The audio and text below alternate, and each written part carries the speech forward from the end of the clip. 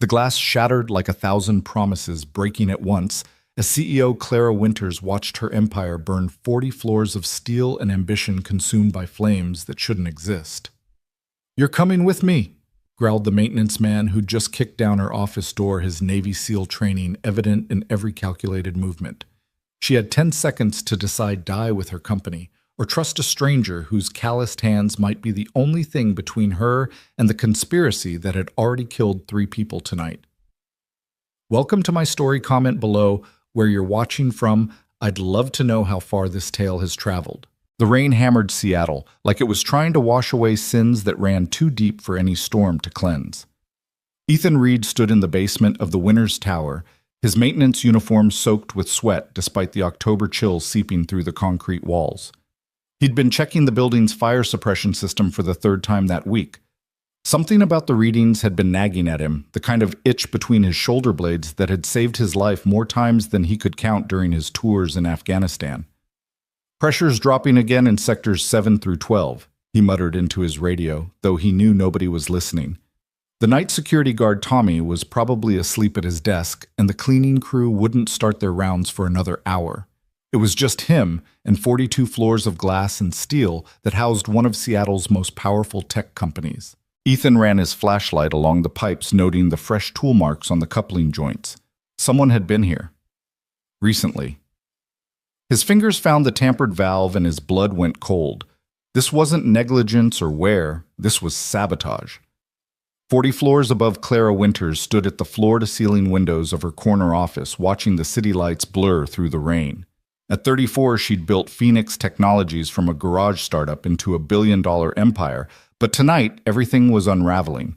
The hostile takeover attempt from Victor Lang's consortium, the board members who'd suddenly turned against her, the leaked documents suggesting financial irregularities that she knew were fabricated but couldn't prove. "Working late again, Clara?" She didn't turn at the voice. Marcus Chen, her CFO and oldest friend, had a key to her office. "Someone has to pet," she said, her reflection in the window showing the exhaustion she'd been hiding for weeks. "The board meeting is tomorrow. If I can't convince them that Victor's offer is a trap—" "Maybe it's not a trap," Marcus said quietly. "Maybe it's a lifeline." Now she did turn, studying the man who'd been with her since the beginning. His usually confident demeanor seemed frayed at the edges, his designer suit wrinkled in ways Marcus never allowed. "You can't be serious. Victor Lang destroyed 3 companies before setting his sights on us. He doesn't build, he strips assets and sells the bones. And maybe that's better than watching it all burn," Marcus replied, something strange in his voice. "Clara, there are things happening that you don't understand, forces at play that—" The lights flickered. Both of them froze, looking up at the crystal chandelier that had been a gift from her father before he died. It swayed slightly, though there was no earthquake, no reason for it to move. "Marcus," Clara said slowly, "what did you do?" Before he could answer, the fire alarm shrieked to life. Ethan heard the alarm from the basement and immediately knew this wasn't a drill. The tampered valves, the disabled suppressors, someone had turned the Winters Tower into a 42-story death trap. He grabbed his radio, already running for the stairwell. "Tommy. Tommy, wake up. We have a real situation here. Fire systems have been compromised. Call 911 now." Static was his only answer. Ethan burst into the stairwell, taking the steps 3 at a time. His maintenance keycard would get him anywhere in the building, but he had to make a choice. The fire would start in the server rooms on floor 15. That's where the most flammable materials were stored, where a small fire could quickly become an inferno. But the executive offices were on 42, and at this hour the CEO would still be there. He'd seen her car in the garage, the same silver Tesla that had been there every night for the past month. Training kicked in. Assess, prioritize, act. The servers could be replaced. A life couldn't.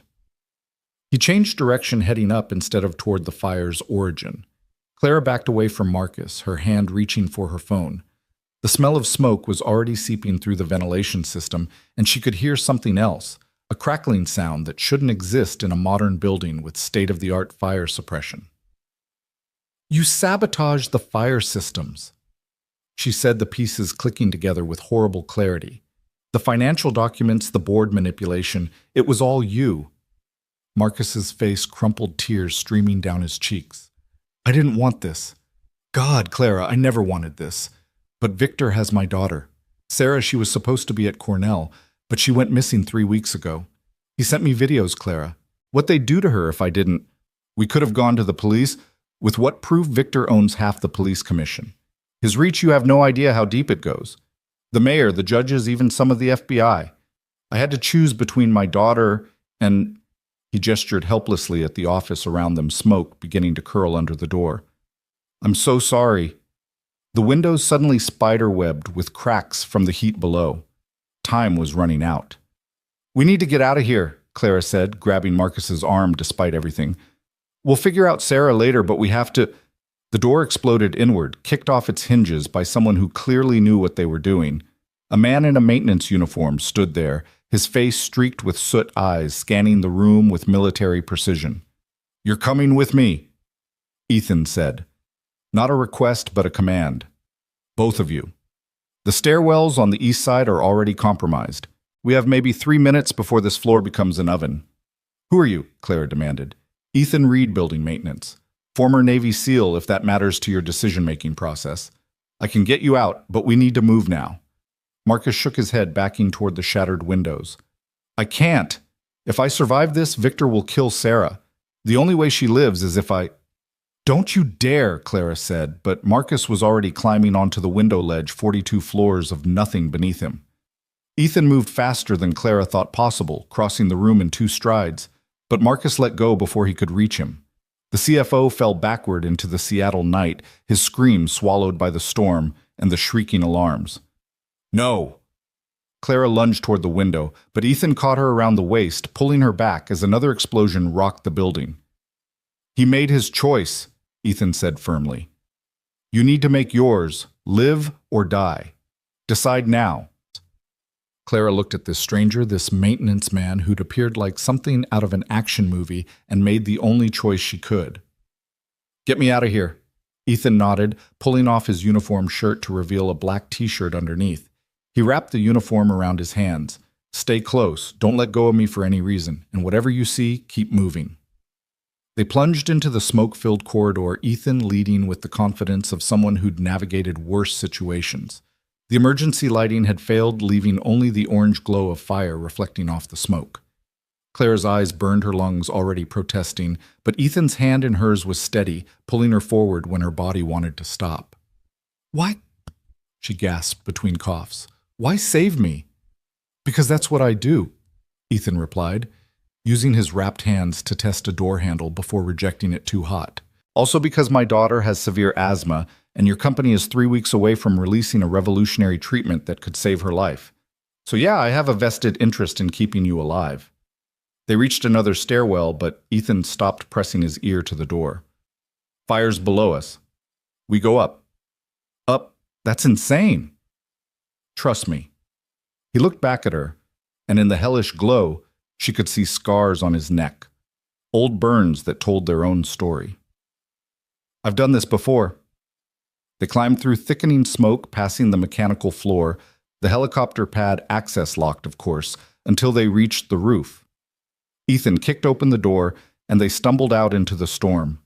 Rain hit Clara's face like cold salvation, but they were still 44 floors up, with a building burning beneath them. Now what?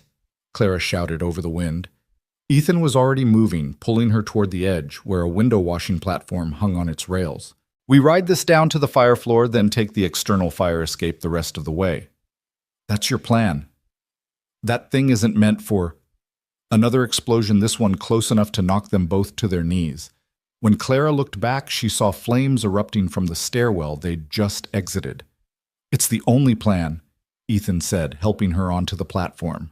It swayed sickeningly in the wind, but he was already working the manual controls, beginning their descent. They made it 15 floors before the cables started to fail, weakened by the heat. Ethan saw it coming, grabbed Clara, and jumped for the fire escape just as the platform tore away from the building, falling into the chaos below. They hit the metal grating hard, Clara crying out as her shoulders struck the railing. But Ethan was pulling her up again, always moving, always forward. Down they went, floor by floor, the fire escape growing hotter as they descended past the burning floors. Clara's designer heels had long since been abandoned. her feet bleeding on the metal grating, but she kept going, driven by the stranger's unwavering determination to keep her alive. Finally, impossibly, they reached the ground. Fire trucks were everywhere, their lights painting the street in reds and blues. Paramedics rushed forward, but the media was there too, cameras flashing, reporters shouting questions. Clara's empire was literally burning behind her, and the vultures were already circling. Ms. Winters, is it true Phoenix Technologies was engaged in fraud? Clara? Did Marcus Chen jump, or was he pushed?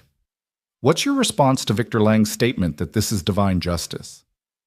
Ethan stepped between her and the cameras, his presence somehow more intimidating than his size should allow. Back off. She needs medical attention. And who are you? A reporter demanded. Her bodyguard. I'm nobody, Ethan said, but he kept his body between Clara and the mob as he guided her toward an ambulance. It wasn't until they were in the relative quiet of the emergency vehicle, an EMT checking Clara's vitals, that she really looked at the man who'd saved her life. Ethan Reed was perhaps 35, with the kind of build that came from functional fitness rather than gym vanity. His hands, now being treated for burns she hadn't even noticed him sustain, were scarred from more than just tonight. His eyes were gray, the color of Seattle's winter sky, and held a weariness that spoke of someone who'd seen too much but kept going anyway. Your daughter, Clara said suddenly. You said she has asthma. Ethan nodded, wincing as the EMT applied burn cream to his palms. Sophie, she's 7. The Phoenix treatment we applied for the trial, but we didn't qualify. No insurance that would cover experimental treatment. Clara pulled out her phone, miraculously intact in her jacket pocket. Despite everything, her building burning, her CFO dead, her company under attack, she pulled up a contact and hit dial. David, it's Clara. Yes, I'm alive. Listen, I need you to add a name to the Phoenix trial immediately. Sophie Reed. She looked at Ethan. What's her full name? Sophia Marie Reed. He said, something breaking in his voice. But you don't have to. Yes, I do. She continued, speaking into the phone. Full coverage, all expenses. Make it happen. She hung up and met his eyes. You saved my life. This is the least I can do. The ambulance doors suddenly opened and 2 men in suits climbed in, not EMTs, not police. Clara recognized one of them as Detective Raymond Cross, Victor Lang's personal friend. Ms. Winters, Cross said with a smile that didn't reach his eyes. You're under arrest for the murder of Marcus Chen. That's ridiculous, Clara protested. Marcus jumped. He was being blackmailed by Victor Lang. We have witnesses who say they saw you push him, Cross said, producing handcuffs. And Mr. Reed here, our hero maintenance man, is under arrest for arson and destruction of property. Funny how the fire started right after you were seen tampering with the suppression systems, isn't it, Mr. Reed? Ethan didn't resist as they cuffed him, but his eyes never left Clara's. They planned all of this, every detail. Save it for the lawyers, Cross said. Assuming you can afford one on a maintenance man's salary. As they were led away in separate police cars, Clara watched her building collapse in on itself through the rear window, 42 floors of dreams and ambition reduced to rubble and ash. But worse than that was the knowledge that Victor Lang had won. He'd destroyed her company, framed her for murder, and even turned her rescue into another trap. But he'd made one mistake. He'd involved Ethan Reed, and Clara had a feeling that was going to be a fatal error. The police station reeked of burnt coffee and desperation. Clara sat in an interrogation room that had seen too many broken dreams. Her designer suit ruined her feet wrapped in gauze from the EMT's hasty treatment. Through the one-way mirror, she could feel eyes watching, calculating how long it would take to break her. Detective Cross sat across from her, a folder thick with what she assumed were fabricated documents spread between them like accusations. Marcus Chen sent an email to his wife an hour before his death, Cross said, sliding a printout toward her. It says, and I quote, Clara has lost her mind. She's threatening to kill me if I don't stop the merger. I'm scared for my life. That's not possible, Clara said flatly. Marcus wasn't married. His wife died 3 years ago from cancer. I spoke at her funeral. Cross's smile widened. Are you sure about that? Because I have a marriage certificate here from 6 months ago. Marcus Chen and Jennifer Walsh married in Vegas. Clara's blood chilled. Jennifer Walsh was Victor Lang's personal attorney. "I want my lawyer," Clara said. "Of course, but it's 3 in the morning, and with the building collapse, half the city's infrastructure is compromised. Might take a while for anyone to get here." Cross leaned back, too comfortable, too confident. "Why don't you just tell me the truth? You found out Marcus was selling company secrets to Victor Lang.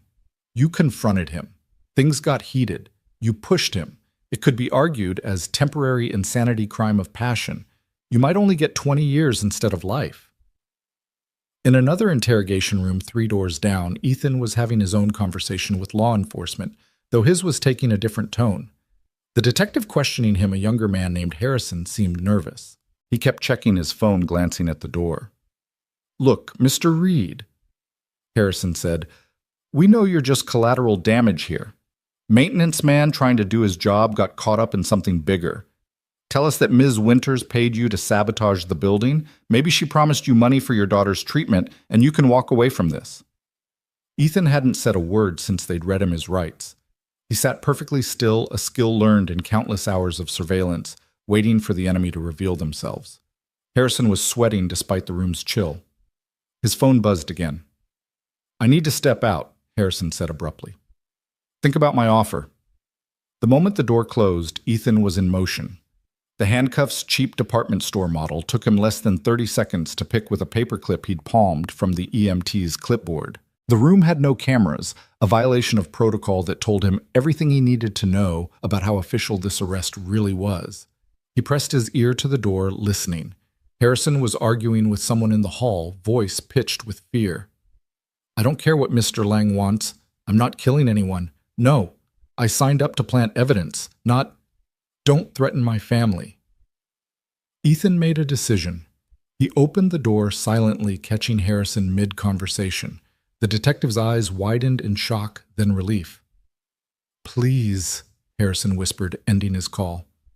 "Get out of here. They're going to kill you both. Make it look like a murder-suicide. I can't stop it, but I can give you a 5-minute head start." "Where's Clara?" "Room 3. But there are 2 guards." Ethan was already moving. The guards were positioned at either end of the hallway, trying to look official, but their tactical stance screamed private military. Ethan took the first one down with a chokehold, lowering him silently to the floor. The second turned at the soft thump hand, going for his weapon, but Ethan's thrown paperweight, a heavy glass award from someone's desk, struck him in the temple before he could draw.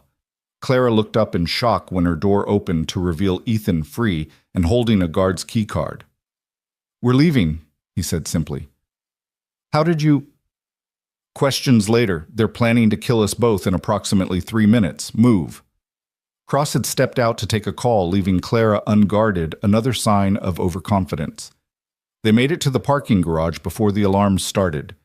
Ethan hot-wiring an unmarked sedan with practiced efficiency. "Where are we going?" Clara asked as they peeled out into the Seattle streets, rain still falling like the city itself was mourning. "First we get Sophie," Ethan said, taking corners at speeds that should have terrified her but somehow didn't. "Then we disappear until we can figure out how to fight back." "Sophie. But won't they expect—" "They think I'm a simple maintenance man with a sick kid. They don't know about my past, my training, or the fact that I've been preparing for something like this since the day my daughter was born." He glanced at her and she saw something dangerous in those gray eyes. "I knew eventually someone would come for us. Different war, same enemies, people with power who think everyone else is expendable." They arrived at a modest apartment complex in Beacon Hill. Ethan took the stairs 3 at a time, Clara struggling to keep up. The door to apartment 3B was already open, and Ethan's entire demeanor changed. "Sophie?" he called out, drawing a concealed weapon Clara hadn't even known he was carrying. "Mrs. Chen!" They found the elderly babysitter unconscious, but breathing on the couch, a nasty bump on her head. Sophie's room was empty, her inhaler left behind on the nightstand, a sight that made Ethan go completely still. "They took her," he said, voice deadly quiet. "Victor Lang took my daughter." Clara's phone rang. Unknown number. She answered on speaker. "Hello, Clara." Victor Lang's voice was smooth as aged whiskey, poisonous as hemlock. "I believe we have some things to discuss." "Where is she?" Ethan demanded. Ah, the heroic maintenance man. Your daughter is safe, Mr. Reed. For now. She's asking for her inhaler, though. Such a shame about her condition. The air quality in some of Seattle's abandoned warehouses can be quite poor. I'll kill you, Ethan said simply, not a threat, but a promise. I'm sure you'd try, but here's what's going to happen instead. Clara, you're going to publicly confess to murdering Marcus Chen and burning down your building for the insurance money. You'll sign over all Phoenix Technologies' assets to my consortium. Then you'll take your own life in remorse. Very tragic, but neat. And if I refuse, then Mr. Reed's daughter stops breathing. And before you think about going to the real police, remember that I own enough of them to make sure your story never gets heard. You have 6 hours to decide. I'll send you the confession script. The line went dead. Clara watched Ethan process this, saw him push down the father's panic, and let the soldier take over. He made a mistake, Ethan said finally. What mistake? He has all the cards. He gave us 6 hours. That's 5 hours and 59 minutes more than I need. He pulled out a burner phone she hadn't seen him acquire, dialing from memory. Eagle 1, this is Eagle 6. Authentication, Tango Romeo 77 Alpha. Yes, sir. I'm calling in that favor. Full team Seattle, my coordinates. Roger that. He hung up and looked at Clara. Victor Lang thinks he's the apex predator in this city. He's about to learn what happens when you threaten a seal's pup.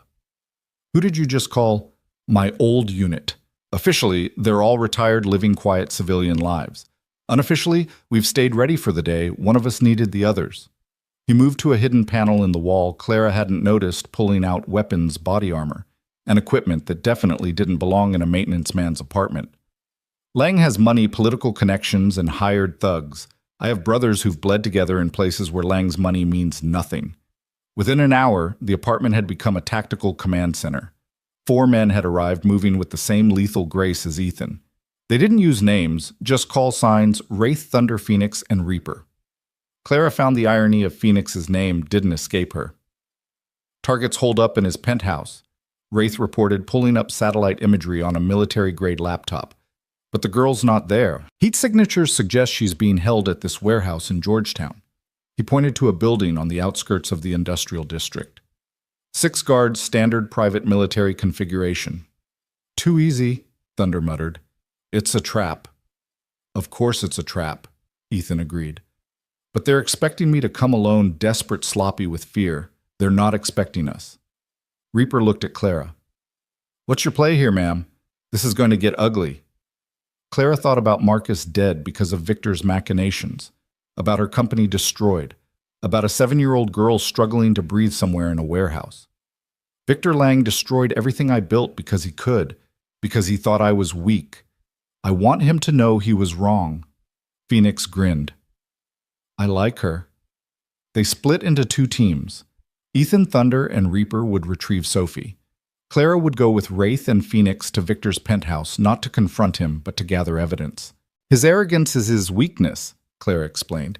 He'll have kept trophies records of his crimes. He always does. We get those, we own him. The warehouse extraction happened with military precision. Thunder took out the external cameras with an EMP device, while Reaper neutralized the perimeter guards with tranquilizer darts. Ethan had been adamant about no killing unless absolutely necessary. They found Sophie in a shipping container, terrified but unharmed, her breathing labored but manageable. Daddy! She threw herself into Ethan's arms, and for a moment the soldier disappeared, leaving only a father holding his child. I've got you, baby. You're safe now. Meanwhile, Clara's team had infiltrated Victor's building through a construction access point 3 floors below the penthouse. Wraith's electronic warfare suite had blinded the security systems, while Phoenix's lockpicking skills that rivaled Ethan's got them through every door. Victor's office was exactly what Clara had expected. Ostentatious, overlooking the city, like a king surveying his domain. What she hadn't expected was to find her brother there. Hello, Clara, Nathan Winters said, stepping out from behind Victor's desk. Surprised? She hadn't seen Nathan in 5 years, not since their father's funeral, when he'd contested the will that left her the family company. He looked older, harder, wearing an expensive suit that screamed new money. You're working with Lang. Working with, oh sister dear, I'm the one who brought him in. Nathan's smile was all teeth and no warmth. Did you really think Victor Lang just randomly decided to target Phoenix Technologies? I've been planning this for 3 years. Every move, every betrayal, every perfectly placed piece of evidence. But why the company was Father's dream? Father's dream that he only shared with you. Nathan's composure cracked, revealing years of buried rage. His precious Clara, the genius, the chosen one. While I was sent away to boarding schools, you were in his workshop. While I begged for his attention, you were building circuits and writing code with him. Nathan, I never... Save it. You took everything from me, so I took everything from you. He pulled out a gun chrome gleaming in the city lights. And now you're going to disappear. They'll find your body in a few months, maybe. Another victim of Seattle's homeless crisis. Tragic. Phoenix stepped forward, but Nathan swung the gun toward him. Former military right. I can always tell. One more step, and I put a bullet in her head. What Nathan hadn't counted on was Clara herself. 5 years of self-defense training started after a stalker incident kicked in. She threw herself sideways as Nathan fired the bullet, shattering the window behind her. Phoenix and Wraith moved simultaneously. Phoenix disarming Nathan, while Wraith secured him with zip ties. "You always underestimated me," Clara told her brother as he struggled against the restraints. "Just like Father did at first. The difference is, he learned better." They found everything in Victor's safe, which Phoenix cracked in under 3 minutes. Documents linking him to 17 different corporate sabotages, blackmail material on half of Seattle's political structure, and most damning video recordings of him ordering the deaths of 3 CEOs who'd refused his takeover attempts, including tonight's planned murder of Clara. "This is enough to bury him," Wraith said, copying everything to multiple encrypted drives. "But you know he'll never see the inside of a cell. Too many connections." "I don't want him in a cell," Clara said quietly.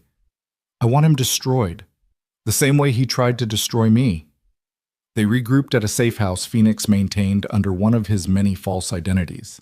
Sophie was asleep on the couch, exhausted from her ordeal, but breathing normally thanks to medication Thunder had procured.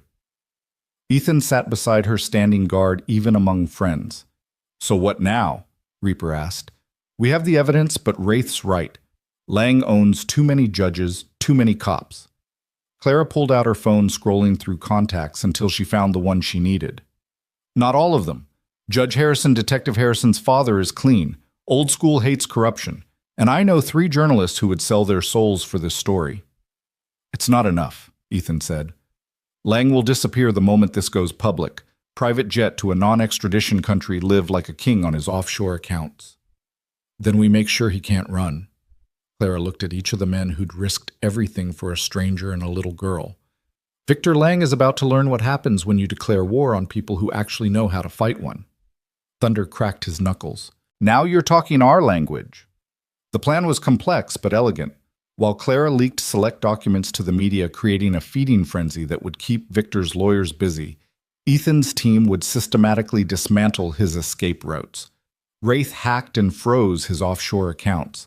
Phoenix sabotaged his private jet. Reaper made sure his fake passports were flagged in every database that mattered. But Victor had one more card to play. Clara was at the safe house preparing for a video call with the Washington Post when the door exploded inward. Not Victor's men, government agents, FBI, led by Special Agent Diana Cross, Detective Cross's sister.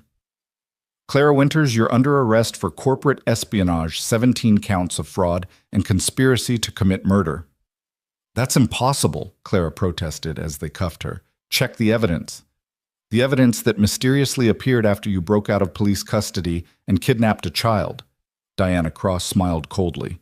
"Mr. Lang has been very cooperative, providing us with years of documentation about your illegal activities, including how you've been using Phoenix Technologies to launder money for terrorist organizations." Ethan started forward, but Diana had her weapon drawn. "Mr. Reed, you're also under arrest. Kidnapping, assault on police officers, breaking and entering, and oh yes, it seems you've been lying about your military record. Stolen valor is still a crime." "My record is classified." "Convenient. Move." As they were led away, Clara saw Victor Lang standing across the street, raising a champagne glass in mock salute. He'd once again turned their own evidence against them, used his connections to flip the narrative. But he'd made one final fatal mistake. He'd left Sophie Reed with Thunderwraith Phoenix and Reaper, and they were about to teach him why you never leave a SEAL's family in the hands of his brothers. The federal holding facility was a step up from the Seattle police station, but it was still a cage. Clara and Ethan were kept in separate wings, no communication allowed. The media was having a field day with the story Tech CEO's Secret Life of Crime, and maintenance man or terrorist operative dominated the headlines. Diana Cross personally handled Clara's interrogation, 12 hours of circular accusations and fabricated evidence. But Clara had noticed something. Diana kept checking her phone, and every time she did, her jaw tightened a little more. "Your brother's not answering, is he?" Clara said during hour 13. Diana's composure cracked slightly. "What?" Detective Raymond Cross. "Your brother. The one Victor Lang has been blackmailing for 2 years about his gambling debts. The one who's probably dead by now because he failed to deliver us properly gift-wrapped. You don't know what you're talking about. I know Victor Lang doesn't leave loose ends, and your brother became one the moment we escaped his custody." Clara leaned forward as much as the shackles would allow. "I also know you're clean, Agent Cross. Your record is spotless, which means you genuinely believe the evidence against us. But what if I could prove it's all fabricated?" "You can't. We've verified everything. Through channels Victor Lang controls. But what if there was evidence he couldn't touch? What if someone had been documenting everything from the beginning?" Diana's phone rang. She looked at the caller ID and went pale. Raymond, where are you?" She put it on speaker, and Clara heard Detective Cross's shaky voice. I'm sorry. I'm so sorry. Lang made me do it. All of it. The false evidence, the arrest, everything. He has recordings of me taking bribes photos with his prostitutes. He owns me." "Where are you so—" "Doesn't matter. I'm leaving the country. But Dee, listen to me. Winters and Reed are innocent. Everything against them is fabricated. There's a safety deposit box at First National number 447. I put the real evidence there." "The real evidence. I'm sorry, Di. I'm so—" The line went dead. Diana Cross stared at her phone for a long moment, then at Clara. "If this is a trick—" "It's not. Your brother grew a conscience at the last minute. It might have saved his life. Victor doesn't know about the safety deposit box, or Raymond would already be dead." 3 hours later, Diana returned with a banker's box full of documents, USB drives, and photographs. Her face was grim as she unlocked Clara's shackles. "Everything's here," Diana said quietly. "Orders for the arson signed by Lang. The blackmail material on Marcus Chen. Even recordings of him planning your murder." She paused. "There's also evidence about my brother's involvement. He'll be arrested when we find him." "He was a victim too," Clara said, rubbing her wrists. "Lang specializes in finding people's pressure points and exploiting them." "Doesn't excuse what he did." Diana helped Clara to her feet.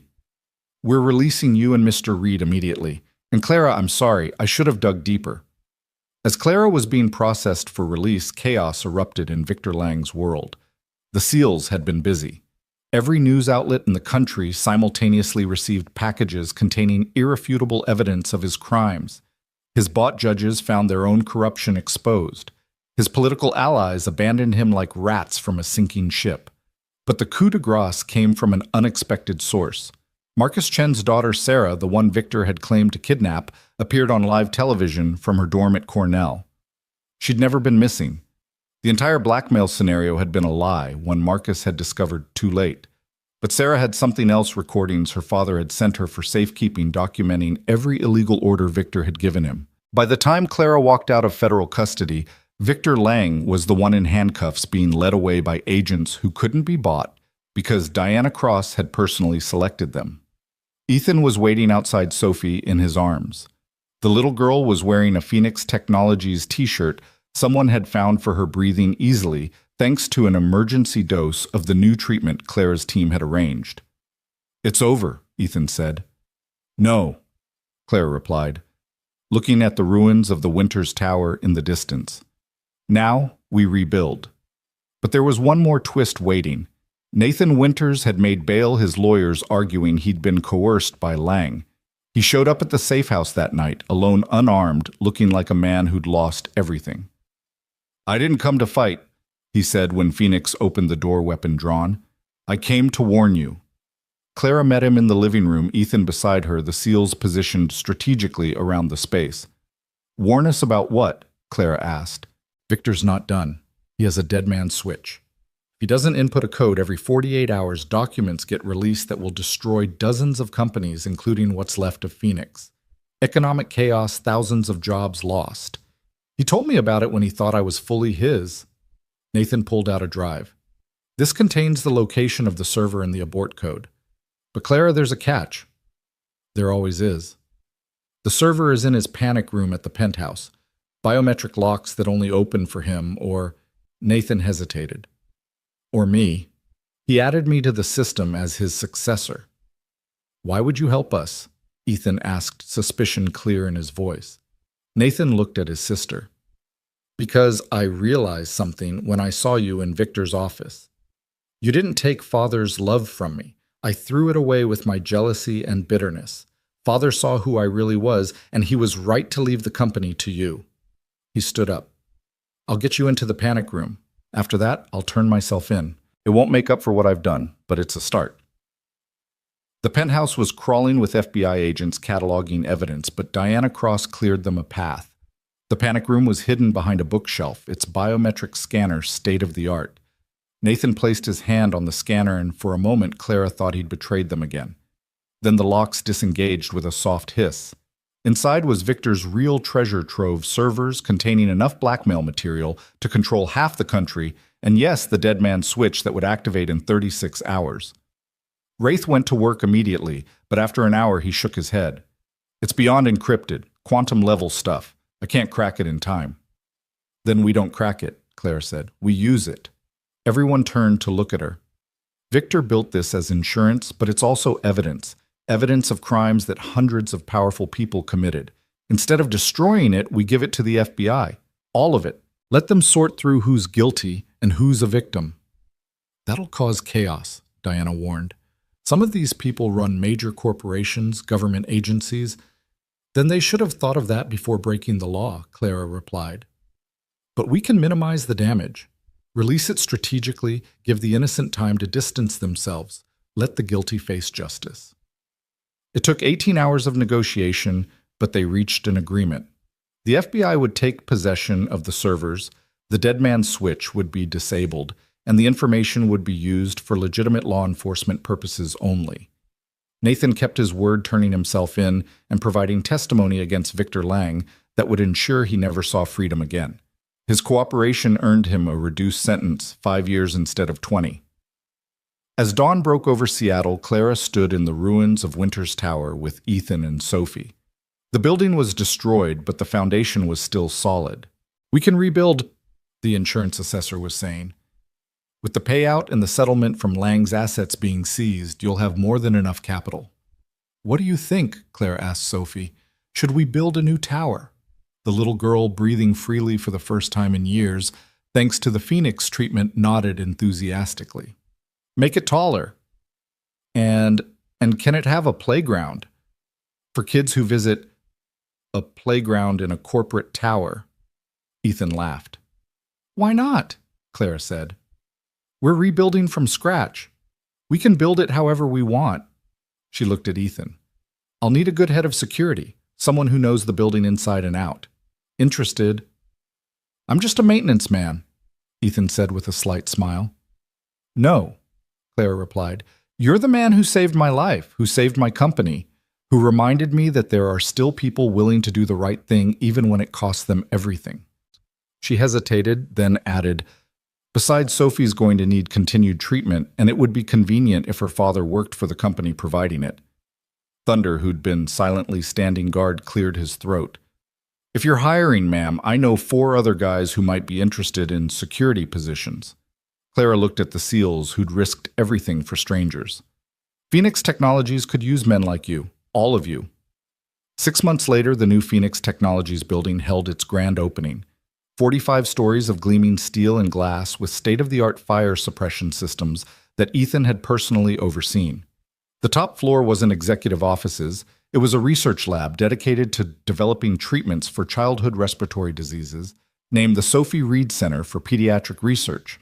True to Sophie's request, there was a playground on the third floor visible from the street where employees' children could play while their parents worked.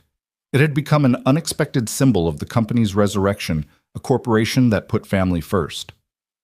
Victor Lang watched the coverage from his federal prison cell where he'd served 3 consecutive life sentences. His empire was gone, his allies imprisoned or fled, his very name synonymous with corporate corruption. Nathan Winters watched from minimum security where he spent his days teaching business ethics to other inmates trying to earn redemption one small act at a time. Detective Raymond Cross watched from witness protection, his testimony having helped convict 17 corrupt officials. But in the Phoenix Technologies lobby, none of that mattered. Clara stood with her new executive team, including a head of security who still wore maintenance boots with his suit, and watched Sophie cut the ribbon with oversized scissors. "You know," Ethan said quietly, 6 months ago I was just checking pipes in a basement. "And I was about to lose everything," Clara replied. "Funny how the worst night of your life can lead to the best things." Sophie ran over, grabbing both their hands. "Can we go to the playground now?" They looked at each other over her head, 2 people who'd been through hell and come out the other side not just intact, but stronger. "Yeah," Ethan said, squeezing his daughter's hand. "Let's go to the playground." As they walked through the building that had risen from ashes past employees who'd stayed loyal through the chaos toward a future none of them could have imagined, Clara realized something. Victor Lang had been wrong about everything, but especially about one thing he'd thought: power came from money, from control, from making others fear you. But real power came from something else entirely. It came from the choice to save a stranger in a burning building, from the decision to trust when everything said not to, from the courage to rebuild when it would be easier to walk away, and from the simple act of holding a child's hand and heading to a playground in a corporate tower, because sometimes the most revolutionary thing you can do is dare to be human in a world that rewards being anything but. The Seattle rain that had started this story continued to fall, but now it felt different. Now it felt like a blessing washing the city clean for whatever came next. The playground's laughter faded into memory as autumn settled over Seattle, bringing with it a chill that had nothing to do with the weather. Clara stood in her new office, watching the city wake up through floor-to-ceiling windows that Ethan had insisted be reinforced with bulletproof glass. 6 months of rebuilding had given them a false sense of security, she realized now, staring at the photograph that had been slipped under her door during the night. It showed Sophie at her school, taken yesterday with a telephoto lens. "How did they get past security?" Clara asked, though she already knew the answer would terrify her more than not knowing. Ethan held the photo with steady hands, but she could see the muscle jumping in his jaw the way his breathing had shifted to the controlled pattern he used before violence. They didn't. This was taken from outside the school perimeter, professional surveillance. He turned the photo over, reading the message scrawled on the back for the 3rd time.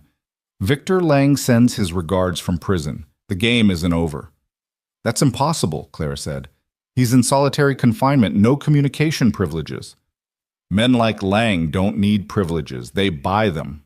Ethan pulled out his phone, already dialing. "Thundercode 7. Sophie's school. Now." He looked at Clara. "We're pulling her out until we know what this is."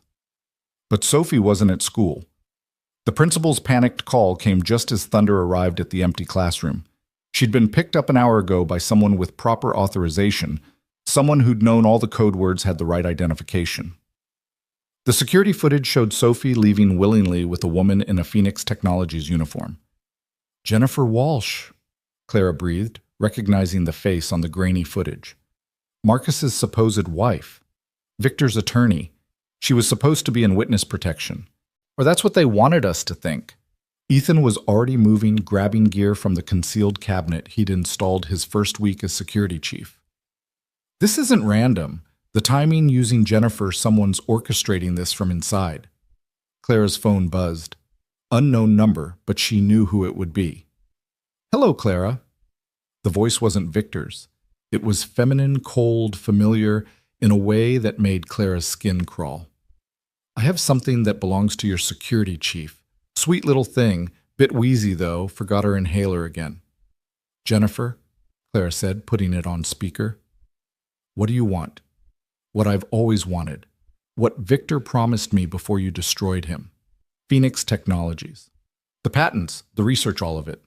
You have 2 hours to transfer everything to my offshore holdings, or Sophie Reed learns what happens to little girls who breathe too much water.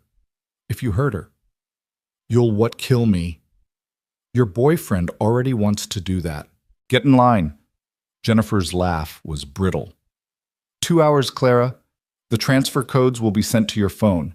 And just so we're clear, if I see a single cop FBI agent or Navy SEAL near me, she dies. I have nothing left to lose. The line went dead.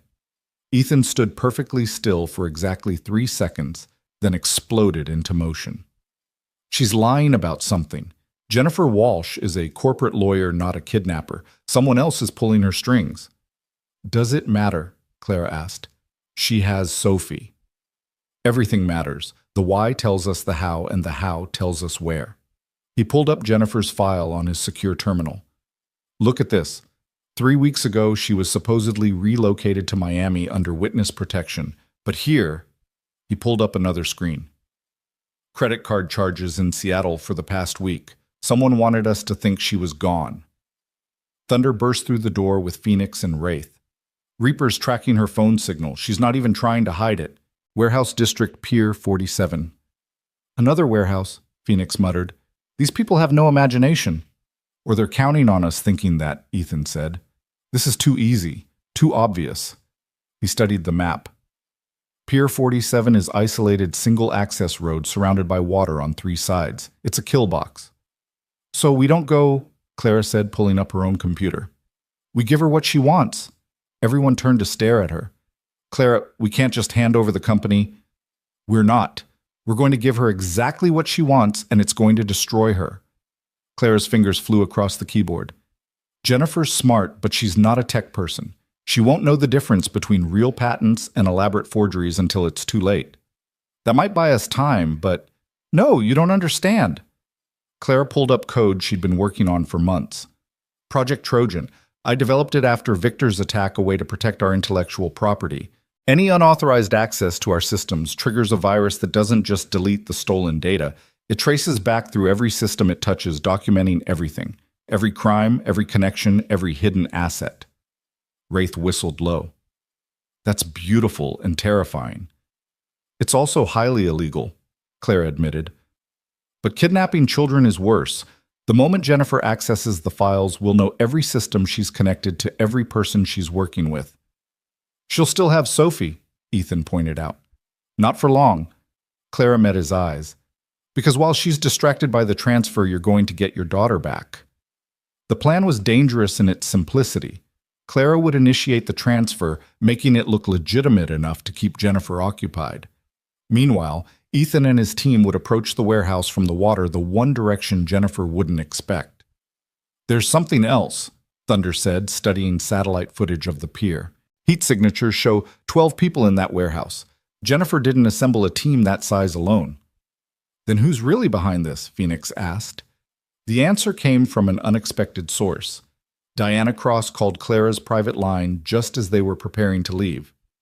Don't go to Pier 47, Diana said without preamble. It's a setup. We know, but Sophie's not there. She never was. The heat signatures are decoys, probably homeless people Jennifer paid to stay there. The real location is somewhere else. Clara felt her heart stop. How do you know this? Because my brother just called me. Raymond's back in Seattle and he's with them. Not by choice, they're threatening his daughter now, my niece. Clara, this is bigger than Jennifer Walsh. Someone's been planning this for months using Victor's imprisonment as cover. Who? I don't know yet, but Raymond managed to send me a partial location before they caught him. Sophie's being held at... The line crackled with static. Medical facility underground. The call dropped. Ethan was already cross-referencing medical facilities with underground levels in Seattle. There are 17 possibilities, but if we narrow it down to ones with connections to Phoenix Technologies... The old Prometheus Labs, Clara said suddenly. We acquired them 3 years ago for their respiratory research. The building's been condemned, scheduled for demolition, but the underground levels were designed for hazardous materials. They're completely sealed with their own ventilation system. Perfect for holding someone with breathing problems, Wraith said grimly. Control the air control, the prisoner. It's also where we stored the original Phoenix prototypes, Clara added, the ones that failed trials because they were too dangerous. Jennifer wouldn't know that, but whoever's really behind this might. They moved out in 2 teams. Clara and Wraith would handle the digital deception, making the transfer look real while tracking every connection. Ethan, Thunder, Phoenix, and Reaper would retrieve Sophie. The Prometheus Labs building stood like a tombstone against the Seattle skyline, its windows dark, its parking lot cracked with weeds pushing through abandoned asphalt. But Ethan's trained eye caught the subtle signs of recent activity. Fresh tire tracks, security cameras that should have been dead but weren't, the too perfect arrangement of debris around the entrance. Perimeter's wired, Reaper reported through comms. Professional job. Someone wants to know we're coming. Let them, Ethan said. Phoenix, you're with me through the loading dock. Thunder and Reaper create noise at the main entrance. Draw them out. They moved like shadows, muscle memory from countless operations guiding them through the darkness. The loading dock's lock had been recently replaced, another sign they were in the right place. Phoenix had it open in seconds. The interior was a maze of abandoned laboratories and empty offices, but Ethan followed the faint hum of active ventilation systems down, always down into the building's bones. They found the first guard on sub-level 2, professionally equipped but sloppy in his positioning. Ethan took him down silently, zip-tying him to a pipe. Thunder report. 4 tangos engaged at main entrance. They're buying it. They kept descending. Sub-level 3 was medical storage, the air thick with the smell of old chemicals. Sub-level 4 was where things got interesting. The dust had been disturbed recently, footprints leading to a reinforced door marked Hazardous Materials Authorized Personnel Only. Phoenix started to pick the lock, but Ethan stopped him. Something was wrong. Too quiet. Too easy. That's when they heard it. Sophie's voice, tinny and distorted through a speaker system. Daddy? Daddy, I can't breathe right. The air tastes funny. Ethan's control nearly shattered, but Phoenix grabbed his arm. It could be a recording. Daddy, please, the lady said you'd come, but you're not here, and I'm scared. And Sophie's voice dissolved into coughing, the sound of a child struggling for air. Real or recording, Ethan couldn't wait. He kicked the door open, moving in fast and low, weapon raised. The room beyond was a medical laboratory, and Sophie was there, sealed inside a glass containment unit designed for hazardous materials testing. She was alive, conscious, but her breathing was labored, her small hands pressed against the glass. Daddy. Jennifer Walsh stood beside the containment unit, but she wasn't alone. 3 men in tactical gear flanked her, weapons trained on the door. And behind them, working at a computer terminal with his back to them, was someone Ethan hadn't expected. Dr. Marcus Chen turned around very much alive, despite having thrown himself from a 42nd floor window 6 months ago. Hello, Mr. Reed, Marcus said calmly. I apologize for the dramatics, but it was necessary to get everyone's attention.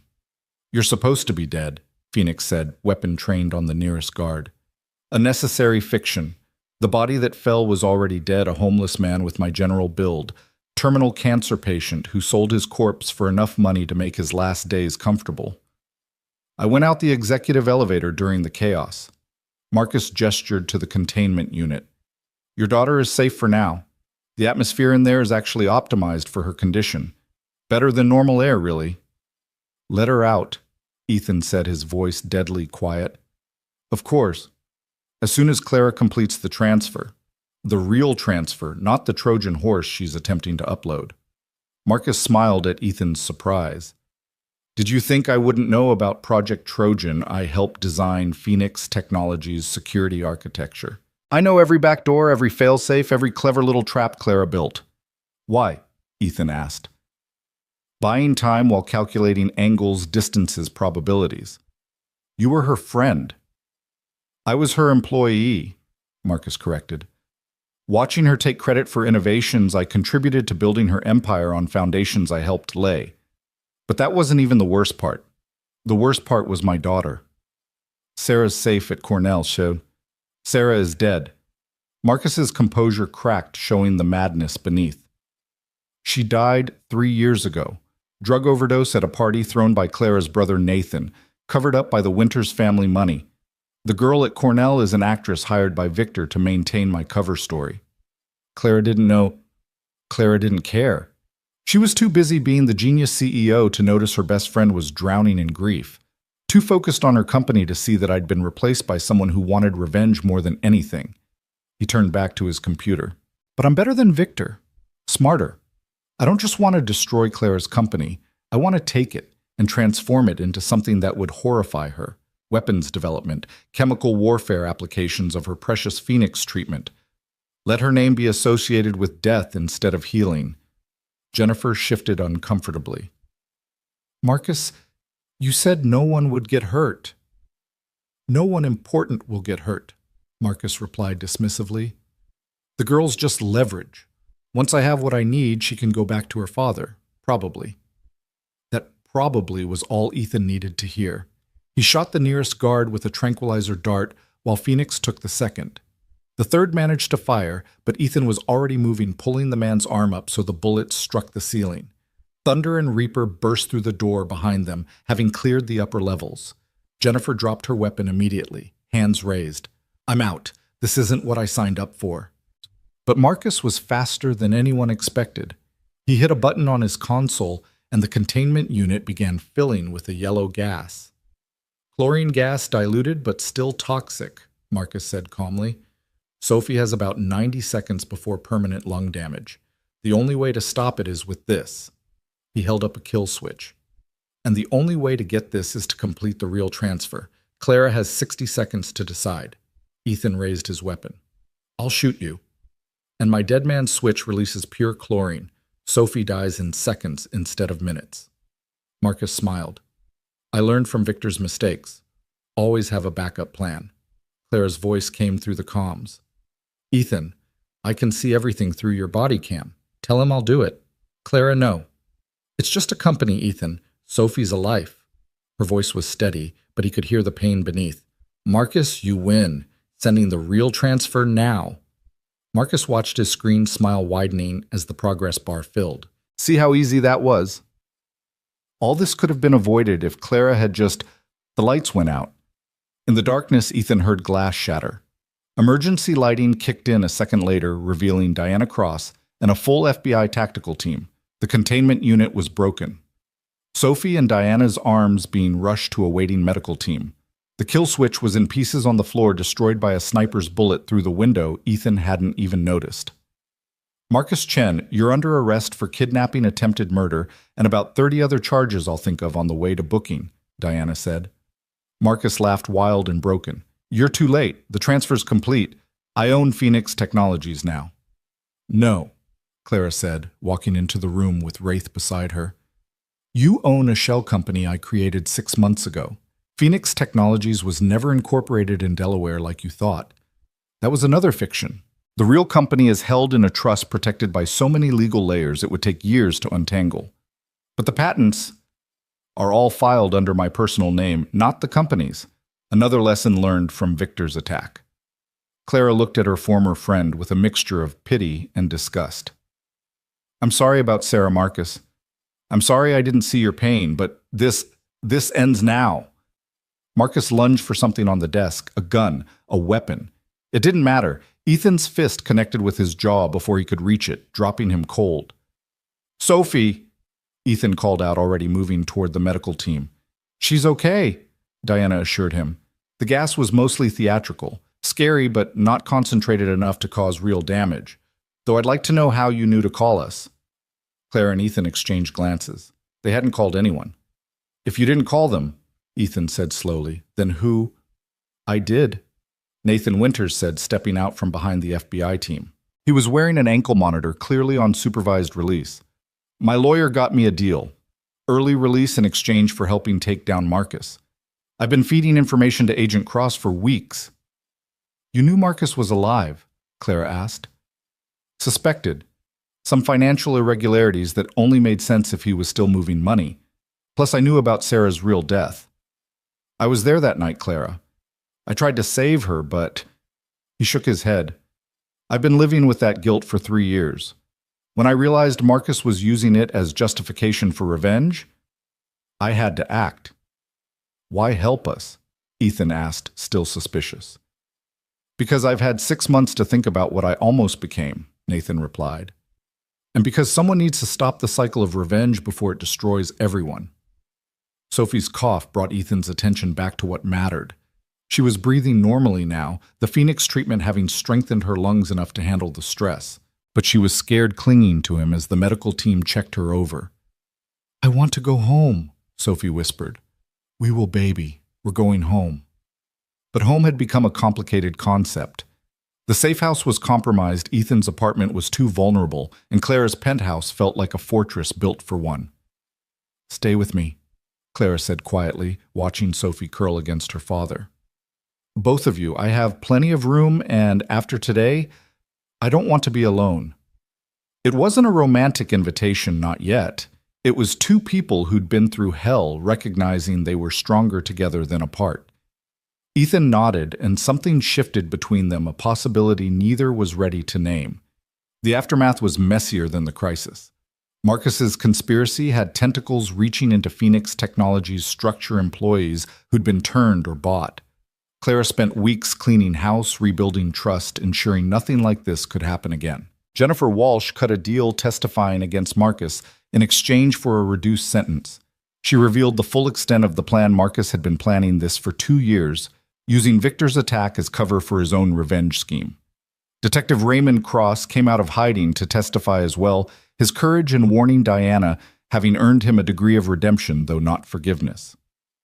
Through it all, Ethan and Sophie stayed at Clara's penthouse.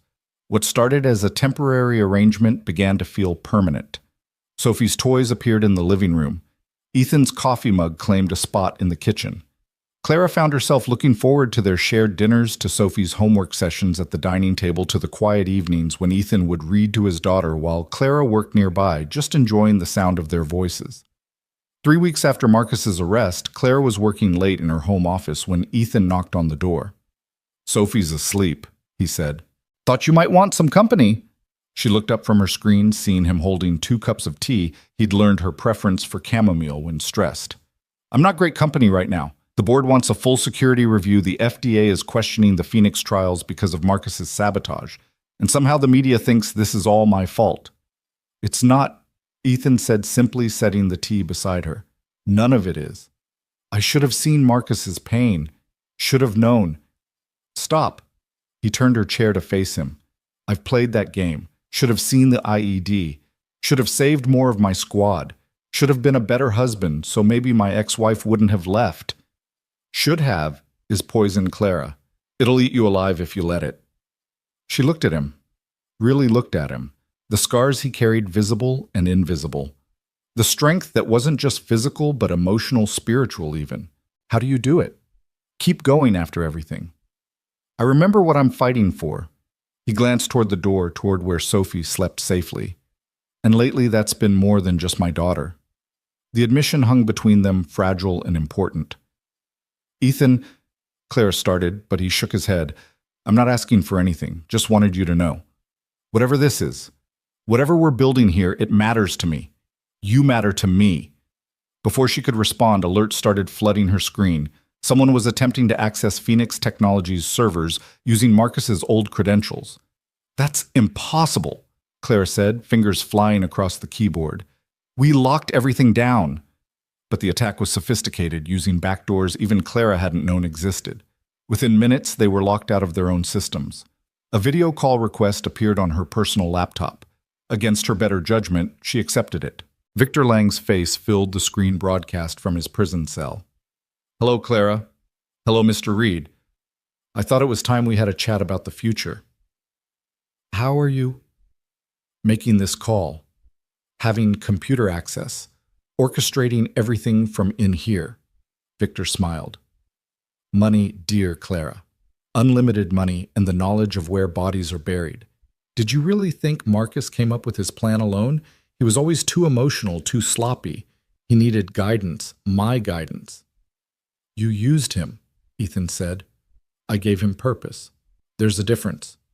Victor leaned back, orange jumpsuit, unable to diminish his presence. But Marcus has served his purpose.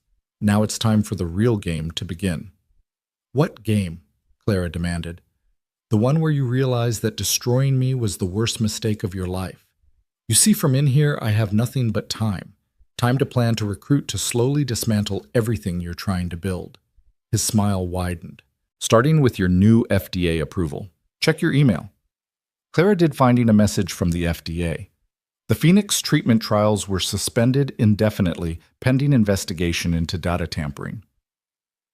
That's just the beginning, Victor continued. Every week something else will go wrong. A supplier will back out. A key employee will quit. A safety inspection will fail. Death by 1,000 cuts, Clara. Unless what? Unless you come visit me, alone. No surveillance, no recordings, just you and me discussing terms. Absolutely not, Ethan said. But Victor wasn't looking at him. His eyes were fixed on Clara. You have 48 hours to decide. After that, the Phoenix treatment gets buried so deep in regulatory hell that Sophie Reed will age out of treatment eligibility before it ever sees the market again. The call ended. Clara stared at the blank screen, feeling the walls closing in. He's right. He can do it. From prison with just phone calls and letters, he can destroy everything. Then we stop him, Ethan said. How he's in federal maximum security. We can't touch him. No, Ethan agreed. But we can make him irrelevant. He pulled out his phone, dialing a number Clara didn't recognize. It's me. Yes, I know what time it is. I need to call in that favor. The big one. I understand the cost. Yes, I'm sure. Who was that? Clara asked when he hung up. Someone who owes me a life debt. Someone with the power to make Victor Lang disappear. You mean kill him? No, I mean make him cease to exist in any way that matters. No more phone calls, no more letters, no more influence, complete isolation. The kind reserved for terrorists and traitors. That's not possible. Victor has too many connections. His connections are all financial or political. The person I just called transcends both. Ethan met her eyes. But it'll cost me everything I have left from my military service.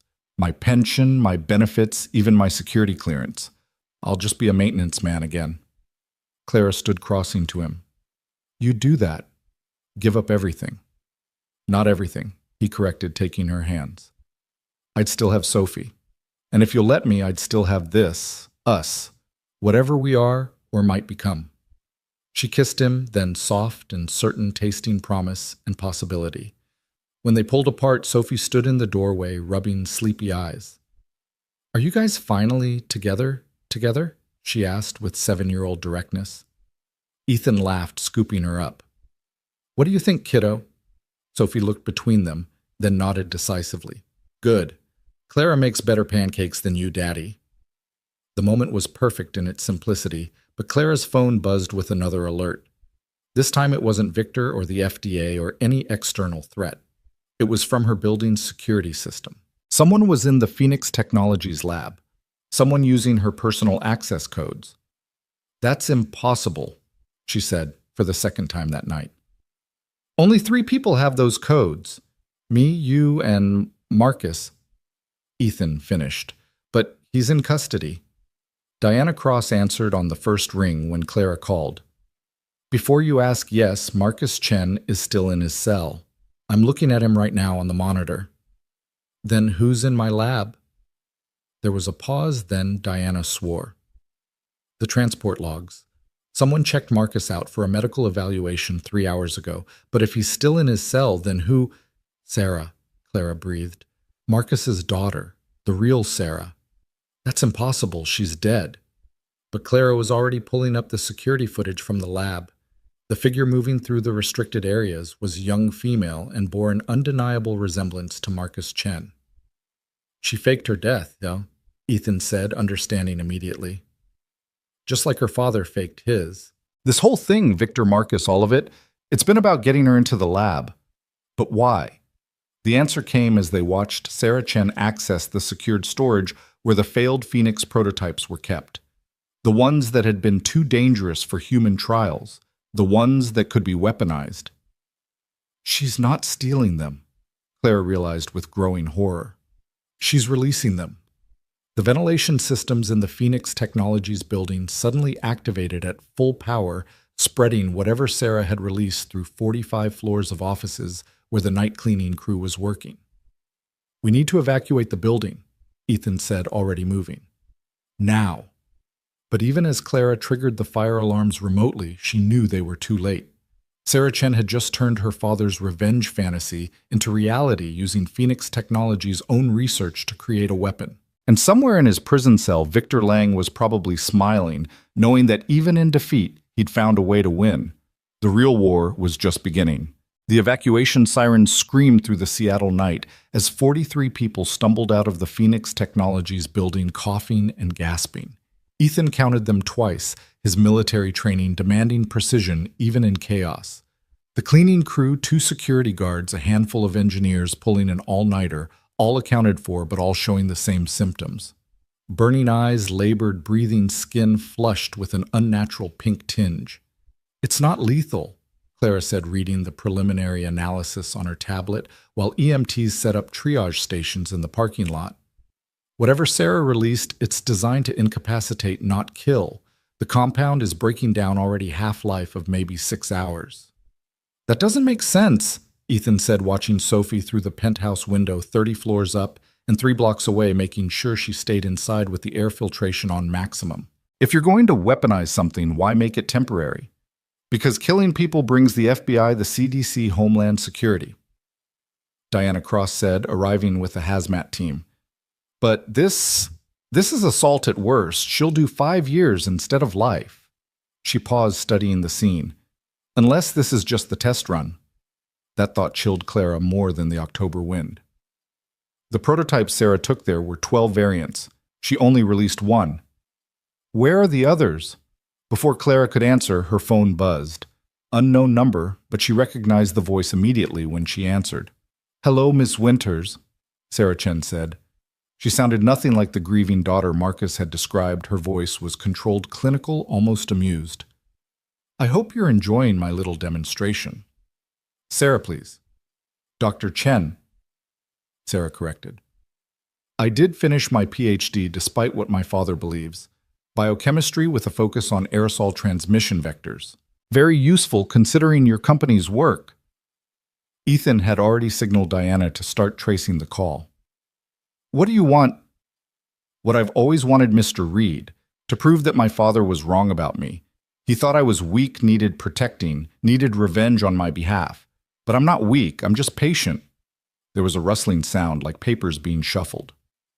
"I've been watching you all for 3 years, watching Clara build her empire on research my father contributed to, watching Victor Lang play his power games, watching my father plan his elaborate revenge, all of them missing the real opportunity."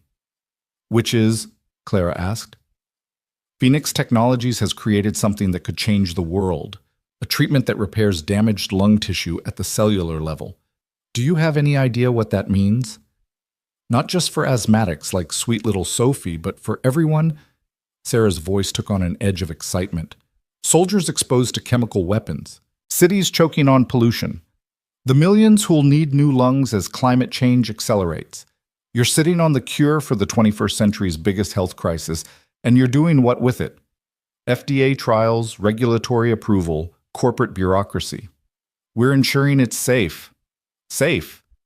Sarah laughed. "Like the variant I just released was safe." "That was Phoenix 3.0. Ms. Winters, your failed prototype that you locked away because it caused temporary respiratory distress. But what you didn't realize, what your limited testing never discovered, is that the distress is followed by enhancement. Those 43 people. In 6 hours, when the compound fully metabolizes, they'll have lung capacity 20% above baseline. They'll breathe easier than they have in years." Clara pulled up the Phoenix 3.0 files, scanning the data with new eyes. Sarah was right. The initial distress response had caused them to abandon the formula. But if it led to enhancement afterward, "You experimented on innocent people," Ethan said flatly. "I gave them a gift, for free. No insurance companies, no prescriptions, no corporate profit margins. Just healing." Sarah's tone hardened. "But that was just the preview. Phoenix 4.0 through 11.0 are already in position around the city. Water treatment plants, HVAC systems in major buildings, even the ventilation for the Seattle Underground tour. One command from me and the entire city becomes my test group.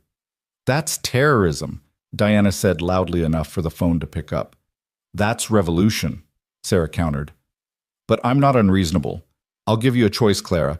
Release the Phoenix formula, all of it, every variant, completely open source, or I'll do it for you. Literally. Into the air, Seattle breathes. People could die, Clara protested, without proper dosing medical supervision. Fewer people than die waiting for FDA approval while you protect your profit margins. You have 24 hours to decide. Oh, and don't bother trying to find the devices. There are hundreds, and they're all on independent triggers. Remove one. The others activate immediately. The call ended, leaving them staring at each other in the parking lot while emergency crews worked around them. We have to find her, Ethan said. We have to find the devices, Diana countered. If she's telling the truth about the triggers, she is, Clara said quietly. Sarah Chen didn't fake her death and spend 3 years planning this to bluff now. She looked at the Phoenix building, its lights still flashing with evacuation warnings. She's right about one thing. We have been slow, cautious. People have died waiting. Clara, you can't seriously be considering. I'm considering everything. Clara cut Ethan off, including the fact that my technology is about to be used as a weapon whether I cooperate or not. They established a command center in Clara's penthouse. The living room transformed into a war room with computers, maps, and the combined resources of the FBI, Phoenix Technologies, and Ethan's SEAL team. Sophie watched from the hallway, clutching the stuffed bear Ethan had given her, understanding that something bad was happening, but not quite what. Go back to bed, sweetie, Ethan said gently. Is the bad lady going to hurt people? Sophie asked with that devastating directness children possessed. Ethan knelt beside his daughter. We're going to stop her. But she's sick, isn't she? Like me, but different. Sick in her thoughts. The insight from a 7-year-old made Ethan pause. Yeah, baby, she's sick in a different way. Then maybe she needs different medicine, Sophie said, and padded back to bed, leaving the adults to contemplate the wisdom of innocence. Thunder was the first to make a breakthrough, his fingers flying across his laptop. Got something. Sarah Chen didn't just disappear 3 years ago, she legally died. Death certificate filed in King County. Body cremated, the works. But here's the interesting part. The doctor who signed the certificate. He vanished 2 weeks later. His medical license was used 6 months ago to order restricted chemicals. She's been planning this longer than we thought, Phoenix said. This isn't reactive. This is strategic. Wraith pulled up financial records. Money trails don't lie. Someone's been funding Sarah, and it's not her father. These transactions go back 5 years before Marcus even started his revenge plot. Clara leaned over his shoulder, recognizing the routing numbers. Those are Victor Lang's shell companies. But why would he fund Sarah before any of this started? Because Victor plays the long game, Ethan said, understanding clicking into place. He didn't just want to destroy you, Clara. He wanted to own what came after. Sarah was his backup plan. If he couldn't take Phoenix Technologies legally, she'd take it literally. But that doesn't make sense, Diana protested. Victor's in prison. He gains nothing from this. Clara's laptop chimed with an encrypted message. She opened it carefully. Wraith scanning for viruses. It was a video file time-stamped an hour ago. Victor Lang sat in what was clearly not a prison cell, but a luxurious office. He was wearing an expensive suit, not an orange jumpsuit, and behind him, through floor-to-ceiling windows, was a view of Hong Kong's skyline. Hello, Clara, Victor said, smiling that predator's smile she'd grown to hate. By now you've realized that the man in federal prison isn't me, but a very well-paid double. Amazing what desperate people will do for their family's financial security. I've been in Hong Kong for 3 months watching waiting orchestrating.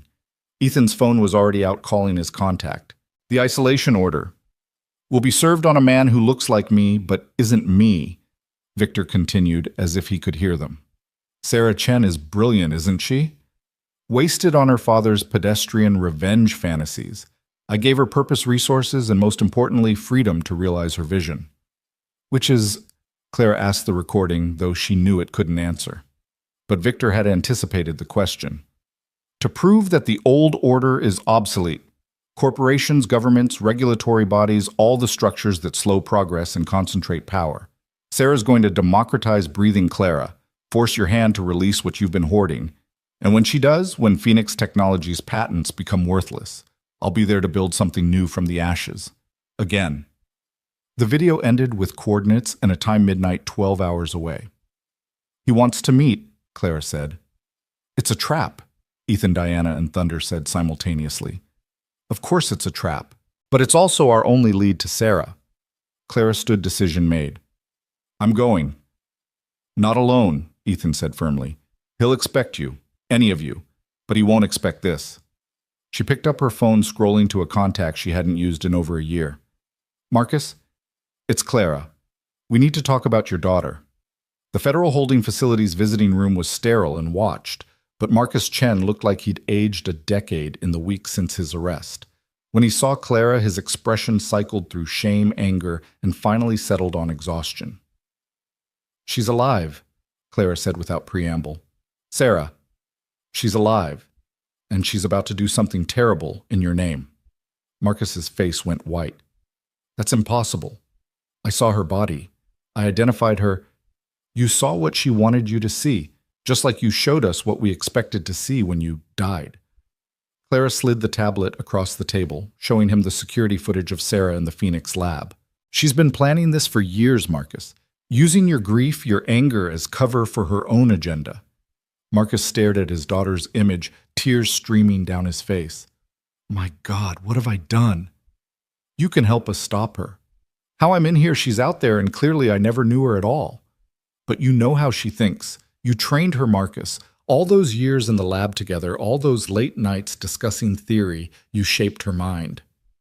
Clara leaned forward. Where would she go? What would be her end game? Marcus was quiet for a long moment, then spoke slowly. Sarah always believed science should be pure. No patents, no profits, no barriers between discovery and application.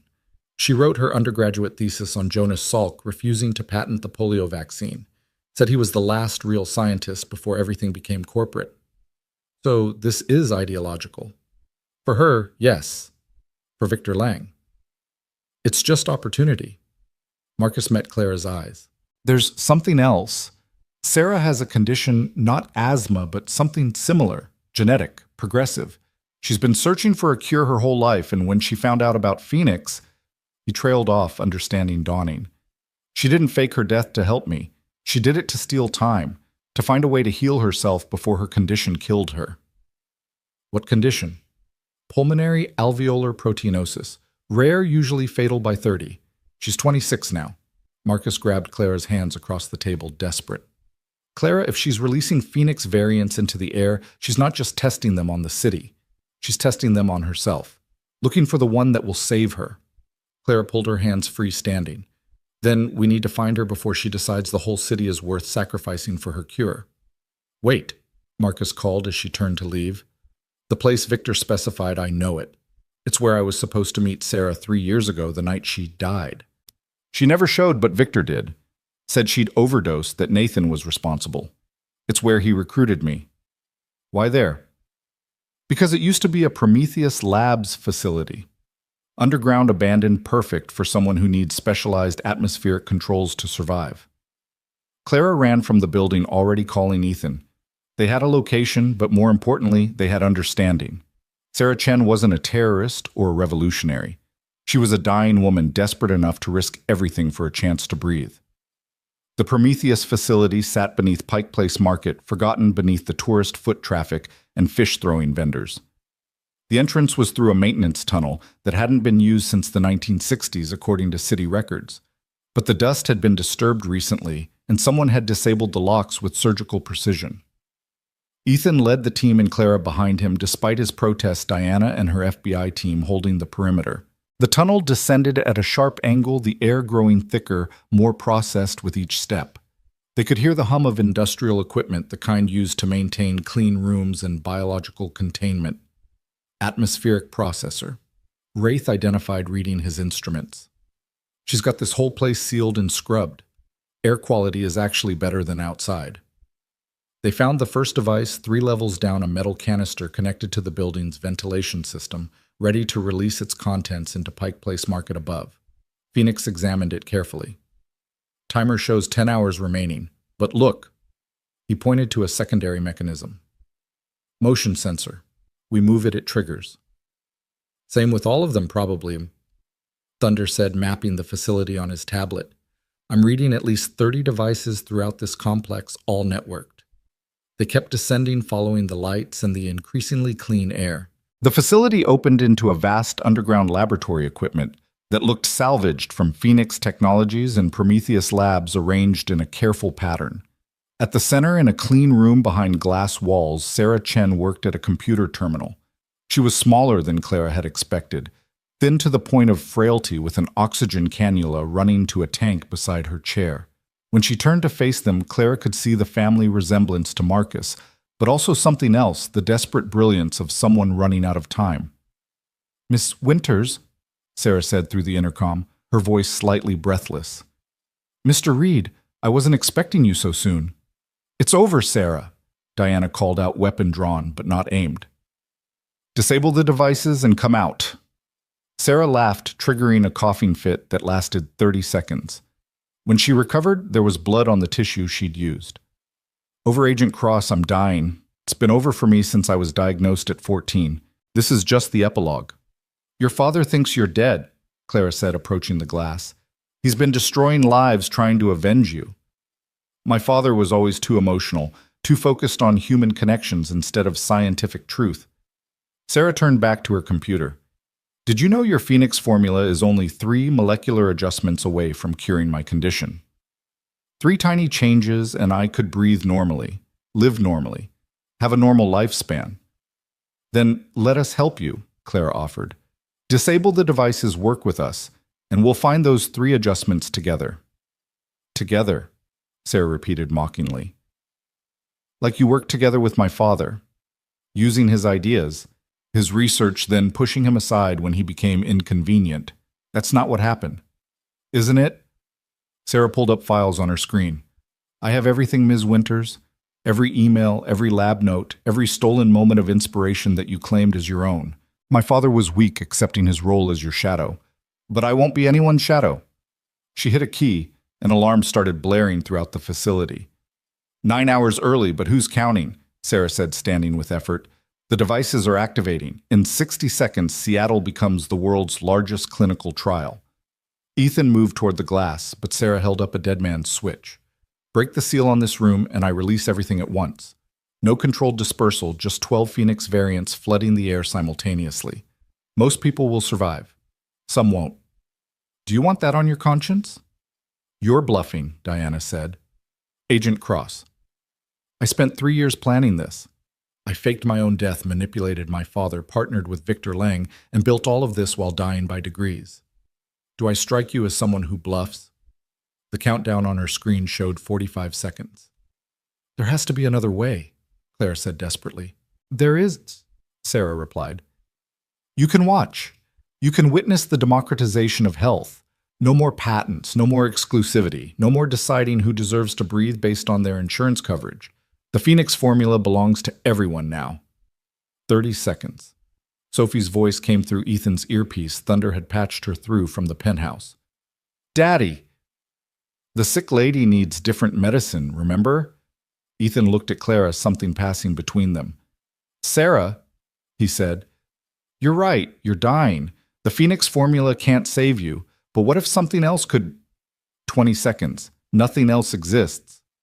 "Your father's research," Clara interrupted, understanding. "The work he was doing before Phoenix, the cellular regeneration project. We shelved it because it was too unstable, but for someone who's already dying." 10 seconds. Sarah's finger hovered over the release button. "You're lying." "I'm not." Clara pulled out her phone, accessing Phoenix Technologies' deepest archives. "Look, Project Lazarus, your father's masterwork before we pivoted to respiratory treatments." 5 seconds. Sarah looked at the screen. Clara held up her eyes, scanning the formulae faster than seemed possible. 3 seconds. "This could work," Sarah breathed. 1 second. She disabled the countdown. The silence that followed was deafening, broken only by Sarah's labored breathing and the collective exhale of everyone in the room. "Show me everything," Sarah demanded.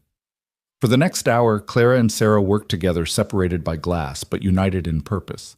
The Lazarus Project had been Marcus's attempt to create universal cellular regeneration, abandoned because the energy requirements would kill a healthy person. But for someone whose cells were already failing, who had nothing left to lose, it's elegant. Sarah admitted her hostility fading as she lost herself in the science.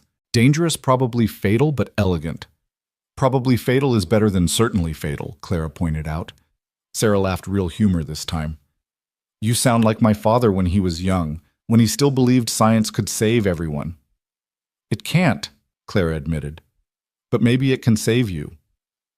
Sarah was quiet for a moment, then began typing. I'm disabling all the devices, remote wipe of the triggers, the timers, everything. Your FBI friends can collect them at their leisure. Thank you, Diana said, already coordinating the collection teams. Don't thank me yet, Sarah warned. Victor's still out there, and he has copies of everything.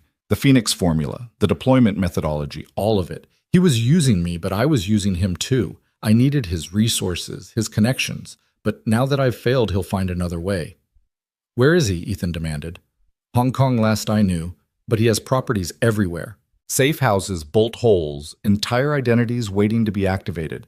She pulled up another file. Here, everything I know about his operations. Consider it a dying woman's gift. You're not dying, Clara said firmly. We're going to try the Lazarus Protocol. A Hail Mary based on incomplete research and desperate hope. Sarah smiled wryly.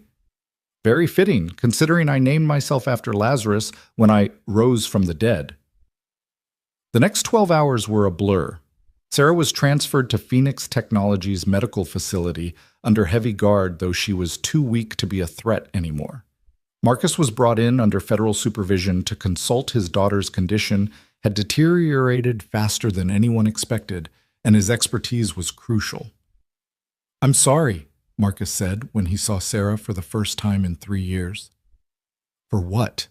Sarah asked from the hospital bed, IVs running into both arms.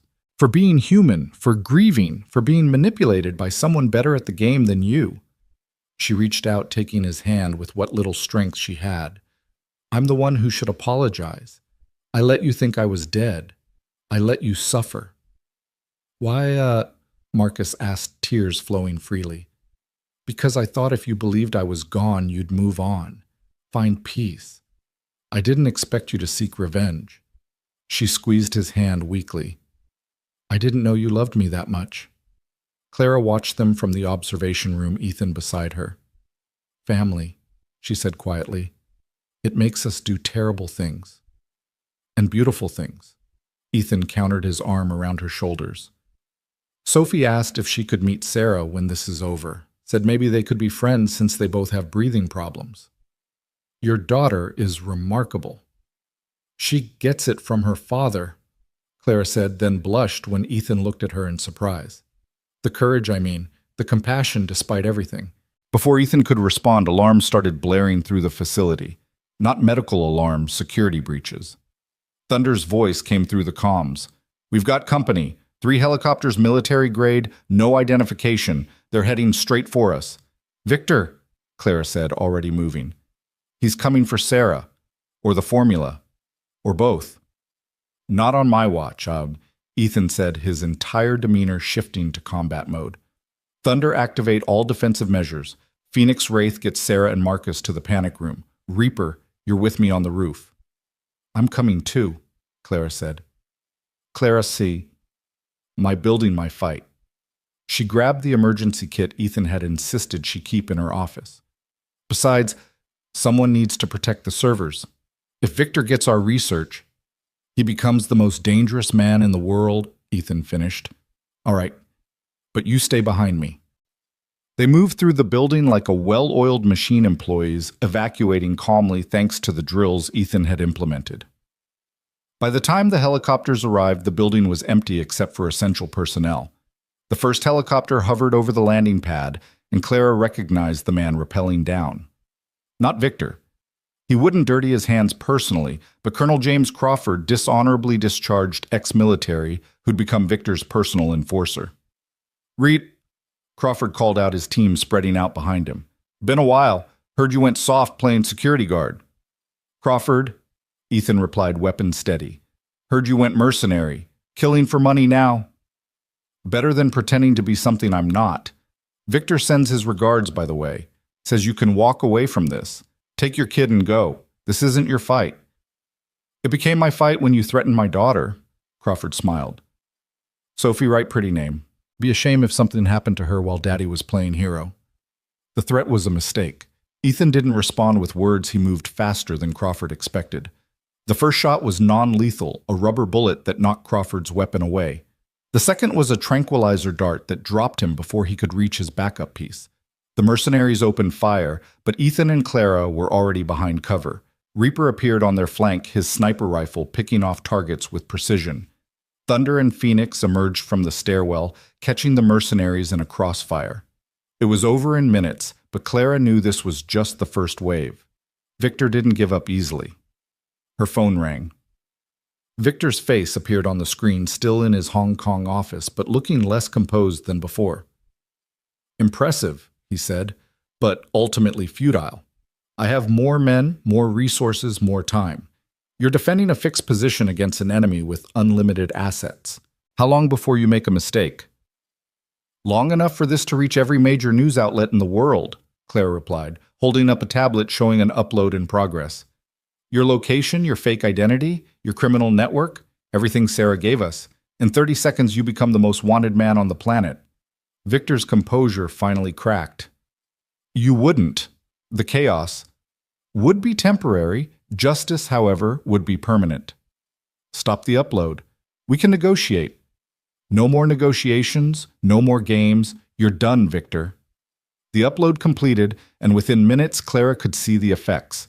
News alerts, international warrants, assets being frozen. Victor Lang's empire built on shadows, and secrets crumbled in the light of exposure. You've killed me, Victor said quietly. You know that. Without my protection, my resources, I'm dead within a week. Then you'd better run, Clara replied, ending the call. But Victor had one more card to play. The building shook an explosion somewhere below. Not big enough to bring down the structure, but enough to damage the medical facility. Sarah, Marcus's voice came through the comms. The explosion damaged her life support. She needs the Lazarus protocol now or she dies. Clara and Ethan ran for the medical wing, finding it in chaos. The explosion had been precisely targeted not to kill, but to force their hand. Sarah lay unconscious, her breathing barely visible, machines screaming warnings. Do it, Marcus begged Clara. Please, I can't lose her again. Clara looked at the Lazarus serum, untested and potentially fatal. Then at Sarah, brilliant and broken, dying by degrees. There was no time for trials, no time for safety protocols. Everyone out except medical staff, Clara ordered. Ethan, that includes you. I'm not leaving you. This could go wrong in ways we can't predict. If something happens, Sophie needs at least one parent. She kissed him quickly. Go. Keep everyone safe. Ethan wanted to argue but understood. He squeezed her hand once, then left, taking everyone except Clara, Marcus, and the lead physician. Administering Lazarus protocol, Clara announced, injecting the serum into Sarah's IV. For 30 seconds, nothing happened. Then Sarah's body convulsed her back, arching off the bed. The monitors went crazy, heart rate spiking, temperature rising, brain activity off the charts. Marcus held his daughter's hand while Clara adjusted the dosage, trying to find the balance between transformation and destruction. Come on, Clara whispered. Fight. You're too stubborn to die now. Sarah's eyes snapped open, but they weren't seeing the room. She was looking at something beyond something only she could perceive. Her mouth opened and she spoke in a voice that didn't sound entirely human. I can see it, she gasped. The pattern, the answer. It's so simple. We were making it too complicated. Sarah, Marcus leaned closer. What do you see? The cure. Not just for me. For everything. Every disease, every defect, every limitation of human biology. It's all connected, all one pattern repeated at different scales. She gripped Clara's arm with surprising strength. You have to document this. Everything I'm saying, it's important. Clara grabbed her tablet recording as Sarah spoke in a stream of consciousness that jumped between molecular biology, quantum physics, and something that sounded almost like poetry. It went on for 10 minutes before Sarah suddenly relaxed her breathing, evening out, the monitors stabilizing. Did it work? Marcus asked. Sarah took a deep breath, a full, clear breath without struggle or strain. Yes, she said in wonder. I can breathe. For the first time in my life, I can actually breathe. The test that followed confirmed it. The Lazarus protocol had not just treated Sarah's condition, it had rewritten her cellular structure, creating something new. Something that might be the key to everything Phoenix Technologies had been working toward. But there was a cost. Sarah's transformation was unique to her genetics, her specific condition. It couldn't be replicated safely in others, at least not yet.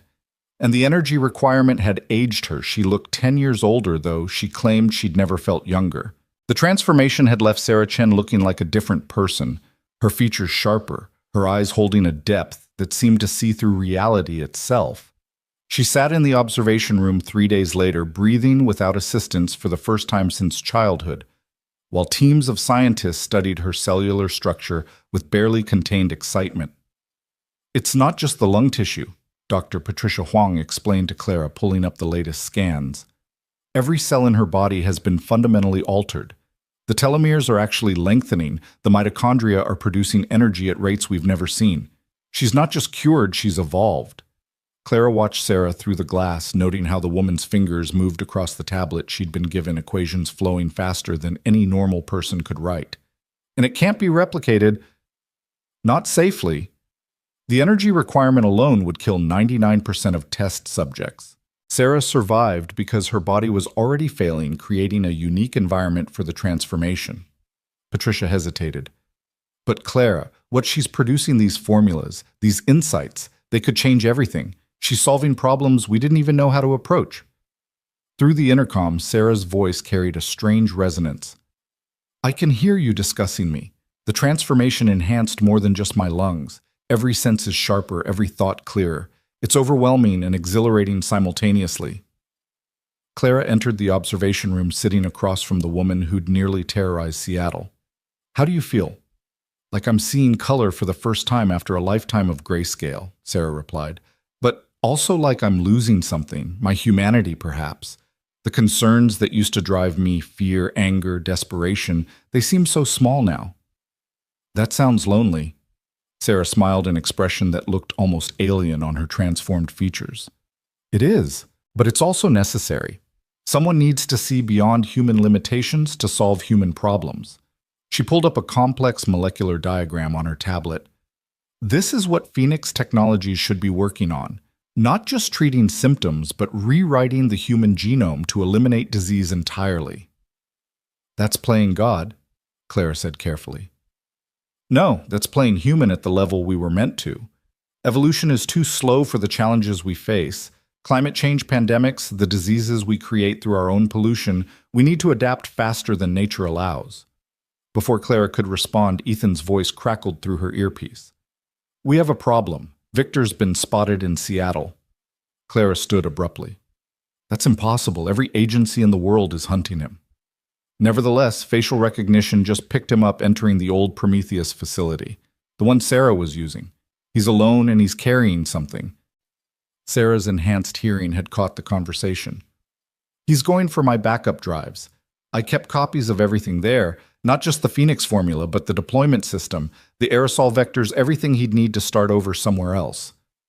Then we stop him, Clara said, already moving. Wait, Sarah called out. He knows I'm alive now. He'll have contingencies. Victor Lang always has contingencies. She was right. As Ethan's team surrounded the Prometheus facility, thermal imaging showed not one heat signature, but dozens. Victor had brought in army mercenaries who'd stayed loyal for the promise of Phoenix technology that could make them superhuman. We're outnumbered 3-1, Thunder reported, and they've got the defensive position. Not for long, Diana Cross's voice cut in. FBI tactical teams are en route. We can have the place surrounded in 20 minutes. In 20 minutes, Victor will be gone with everything, Ethan said. We need to move now. Clara made a decision that surprised everyone, including herself. Sarah, can you walk? I can do more than walk. The transformation increased muscle density, reflexes, everything. Then you're coming with us. You know that facility better than anyone, and you might be the only person who can predict what Victor will do. Marcus protested immediately. Absolutely not. She just survived a cellular transformation. She's not going into combat. Dad. Sarah interrupted, her voice carrying an authority it had never held before. I'm not the fragile girl you remember. I'm not even the desperate woman who planned to poison a city. I'm something new, and maybe that's exactly what we need. 30 minutes later, they stood at the entrance to the Prometheus facility, Sarah beside Ethan and Clara wearing tactical gear that looked strange on her transformed frame. The mercenaries had fortified the main entrances, but Sarah knew passages they'd never found. There's an old pneumatic tube system from when this was a working lab, she explained, leading them through a maintenance tunnel that barely seemed wide enough for a person. It connects to the clean room where I kept the servers. They emerged into chaos. Victor's men were systematically stripping the facility, loading everything onto trucks. Victor himself stood at the main terminal downloading terabytes of data onto portable drives. He's taking everything, Sarah whispered. Not just my work, but Father's too. Years of research. Then we stop him, Ethan said, but Sarah grabbed his arm with surprising strength. No, let him think he's winning. I installed something in those drives, not a virus, he'd expect that. It's a tracker quantum entangled with a receiver I built into my own transformed cells. Wherever he takes that data, I'll know. That's impossible, Clara said. So was breathing without mechanical assistance 3 days ago, Sarah replied. The transformation didn't just heal me. It made me into something that shouldn't exist. Might as well use it. They watched Victor work his movements, increasingly frantic, as FBI sirens grew closer. Finally, he grabbed the drives and ran for a hidden exit Sarah hadn't known about his remaining mercenaries covering his retreat. Now we follow, Sarah said, closing her eyes. I can feel the data moving. North, northwest. He's heading for the water. He has a boat. They pursued not directly but parallel Sarah, tracking Victor's movement through senses that shouldn't exist. The chase led them through Seattle's industrial waterfront, past rusted warehouses and abandoned piers, until they reached a private dock where a speedboat waited. Victor was alone now, his mercenaries scattered or arrested, just him and the drives that contained enough information to rebuild Phoenix technologies anywhere in the world. Victor Lang, Ethan called out, weapon drawn. It's over. Victor turned slowly and Clara gasped. The man looked 20 years older than he had in the video from Hong Kong. His hair was white, his face gaunt, his hands shaking as he clutched the drives. Mr. Reed, Victor said, his voice barely above a whisper. Ms. Winters and Sarah, my God, what have you become? What you always wanted, Sarah replied. Evolution, transformation, the next step in human development. Isn't that what you promised me? Victor laughed bitterly. I promised you revenge. I promised you justice. I never promised you'd become this. This is better than what you promised. This is what Clara and my father were always working toward, even if they didn't know it. The ability to transcend human limitations. At what cost? Victor asked, and for the first time Clara heard genuine fear in his voice. Look at yourself, Sarah. You're not human anymore. Neither are you, Sarah observed. The treatments you've been taking to stay ahead of law enforcement, the experimental drugs to enhance your cognitive function, they're killing you. I can see it in your cellular structure. You have maybe a month left. Victor's composure finally shattered completely. Then at least let me die with a legacy. Let me take this knowledge somewhere it can do good away from corporate interests and government control. Like you did good by destroying my company, Clara asked, by manipulating a grieving father, by terrorizing a 7-year-old girl. I did what was necessary to break the monopoly on human enhancement. Phoenix Technologies would have controlled who lived and who died, who breathed freely and who suffered. I couldn't allow that. So instead you decided to control it yourself, Ethan said. How is that better? Victor had no answer. He stood at the edge of the pier, the drives in one hand, a gun in the other, not pointed at them, but at the drives themselves. Thermite charges built into the casing, he explained. One shot and everything burns. All of Sarah's work, all of Marcus's research, all of Clara's innovations. Gone. You're bluffing, Diana said, arriving with backup. You need that information as much as we do. I need to matter, Victor corrected. I need to leave a mark on this world before I'm gone. Either I leave with this information, or no one gets it. Sarah stepped forward, and something in her movement made everyone tense. She moved differently now, too fluid, too precise, like a predator that had evolved beyond the need for threat displays. You're already dying, Victor. Your mark on this world is destruction and pain, but it doesn't have to end that way. Enlighten me, Victor said sarcastically. The Lazarus protocol that transformed me, it could save you. Not the same way it saved me, but enough to give you time. Time to make amends, to use your intellect for something besides revenge. You'd save me after everything. I'd give you the same choice Clara gave me. Die as you are, or risk becoming something else. Sarah held out her hand. But you have to give up the drives. You have to stop running. Victor looked at the drives, then at Sarah's outstretched hand, then at the water below. For a moment, Clara thought he might jump, choosing death over surrender. Then his shoulders sagged, and he set the drives down on the pier. I'm tired, he admitted. Tired of running, tired of fighting, tired of losing everything I try to control. Diana's team moved in, securing the drives and taking Victor into custody. But Clara noticed Sarah swaying her enhanced body, suddenly seeming fragile. Sarah. Marcus rushed forward, catching his daughter as she collapsed. The tracking, she gasped, maintaining quantum entanglement across that distance, it required more energy than I calculated. They rushed her back to Phoenix Technologies medical facility, where Dr. Hong ran immediate tests. The results were sobering. The transformation is destabilizing, Patricia explained. Her cells are burning through energy at an unsustainable rate. Without intervention, she'll burn out within days. Then we intervene, Clara said firmly. With what? We don't understand enough about what the Lazarus protocol did to her. Any treatment could make things worse. Or better, Sarah said weakly from the bed. I can feel what's happening. My body is trying to evolve further, but it lacks the necessary resources. I need a massive energy input, something to fuel the final transformation. That could kill you, Marcus protested. I'm dying anyway. At least this way we learn something. Clara looked at Ethan, seeing her own determination reflected in his eyes. What kind of energy input? Sarah managed to smile. Remember the failed Phoenix variant that caused electrical sensitivity in test subjects? The one we discontinued because patients were literally absorbing electromagnetic radiation. Phoenix 7.0, Clara recalled. But that was dangerous. Everything about me is dangerous now. But if we combine Phoenix 7.0 with a controlled electrical discharge, something massive but precise. You want us to deliberately electrocute you while you're dosed with an experimental drug? Patricia asked incredulously. I want you to give me the energy my transformation needs to complete itself. Either I become something unprecedented or I die. Either way, we advance human knowledge. The preparation took 12 hours. They had to synthesize Phoenix 7.0 from archived samples, modify the medical facility's electrical systems, and create safeguards for everyone else in the building. Sophie, who'd been staying with Clara during the crisis, drew pictures for Sarah's stick figures, holding hands under a smiling sun labeled "Get Well Soon" in careful 7-year-old handwriting. She's brave, Sophie told her father as they watched the preparations through safety glass.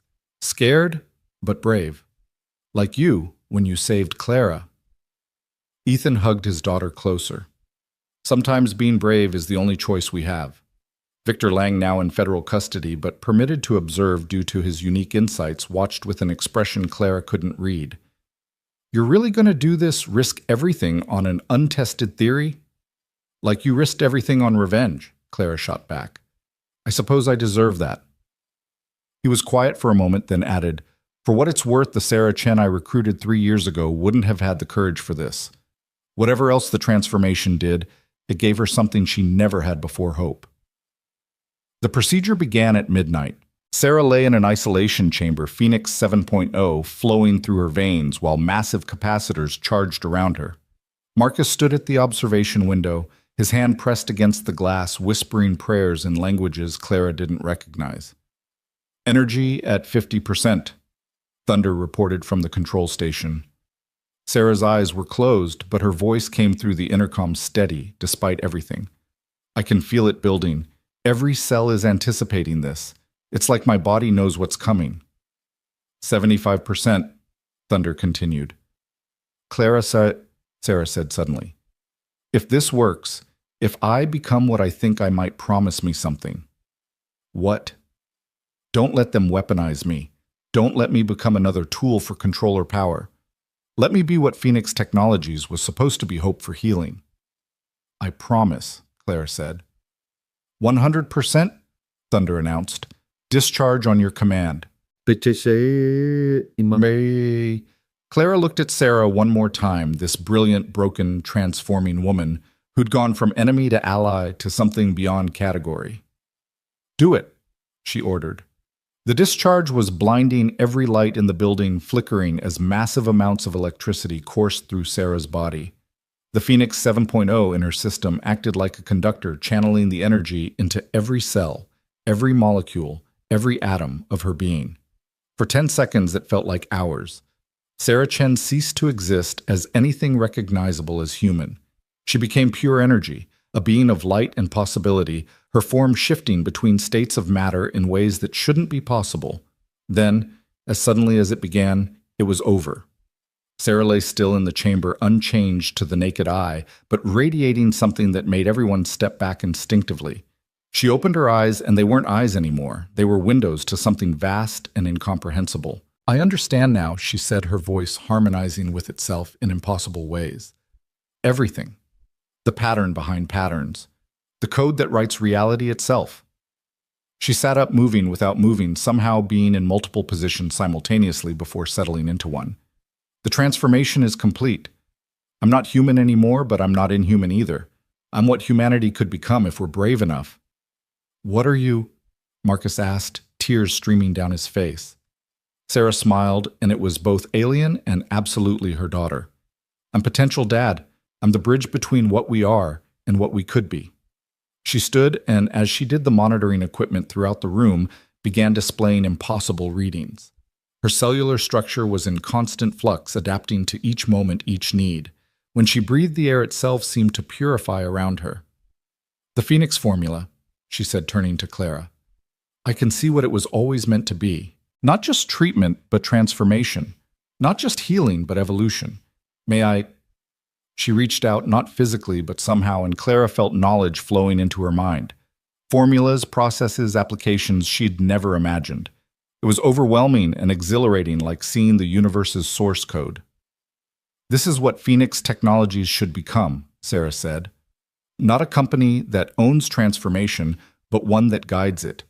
Helps humanity evolve at its own pace in its own way. That's beautiful, Clara said, but the world isn't ready for this. People will fear you, fear what you represent. Then we go slowly. We heal what can be healed with conventional Phoenix treatments.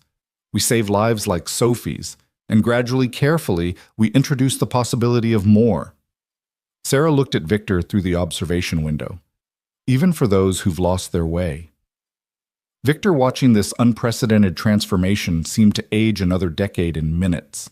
I was wrong, he said quietly. I thought power came from control, from owning the future. But real power is enabling others to find their own futures. Pretty words from a dying man, Diana said coldly. Then let me make them more than words, Victor replied. I have resources hidden around the world. Money connections, infrastructure. I'll give it all to Phoenix Technologies to support this work. Consider it penance. Clara wanted to refuse, but Sarah spoke first. Redemption isn't given, Mr. Lang. It's earned. Survive the modified Lazarus protocol, and then we'll see what kind of man you become. The offer hung in the air like a challenge. Victor, faced with his own mortality and the possibility of transformation, made the only choice he could. I accept, he said. The next days blurred together. Victor underwent a modified version of the Lazarus protocol, less dramatic than Sarah's transformation, but still unprecedented. He survived, though. What emerged was a man fundamentally changed. Not superhuman like Sarah, but renewed his body, repaired at the cellular level, his mind clear of the ambition and rage that had driven him to destruction. Marcus and Sarah worked together to refine the Phoenix treatments. Father and daughter united by science and something deeper. Sarah's transformation had given her insights that accelerated their research by decades, though she was careful not to push too hard too fast. Sophie became the first official success story of the new Phoenix treatment her asthma not just managed, but cured. The joy on her face when she ran for the first time without wheezing brought tears to even Victor's eyes. But it was the quiet moments that mattered most to Clara. Ethan teaching Sophie to ride a bike in the parking lot. Sarah learning to be human again by playing board games with a 7-year-old. Marcus and Victor, former enemies, working side by side in the lab. Even Nathan serving his sentence but contributing to the research through correspondence, finding redemption in small acts of service. 3 months after Sarah's final transformation, Clara stood in her office, their office now as Phoenix Technologies had become truly collaborative, watching the sun rise over Seattle. The city had recovered from the chaos, though rumors persisted about what had really happened in those terrifying days. "You're up early," Ethan said, entering with 2 cups of coffee. "Couldn't sleep, too much to think about." "The FDA approval." Among other things, Clara turned to face him. "They're going to approve the basic Phoenix treatment for widespread use. Within a year, every hospital in the country will have access. No more children suffering from severe asthma. No more families choosing between breathing and bankruptcy." "That's amazing, Clara. It's everything you worked for." "It's a beginning," she corrected. "Sarah showed us what's possible. Evolution, transformation, becoming more than our limitations. But are we ready for it?" Ethan set down the coffee and took her hands. "Humanity's never ready for its next step. We weren't ready for fire, for agriculture, for industrialization. But we adapted. We grew. That's what we do. And if we grow too fast, if Sarah's transformation spreads before we understand it, then we deal with it together, like we always have." Before Clara could respond, Sophie burst in, followed by Sarah, who moved with that strange, fluid grace that marked her as something beyond human. Sarah's going to teach me science," Sophie announced excitedly.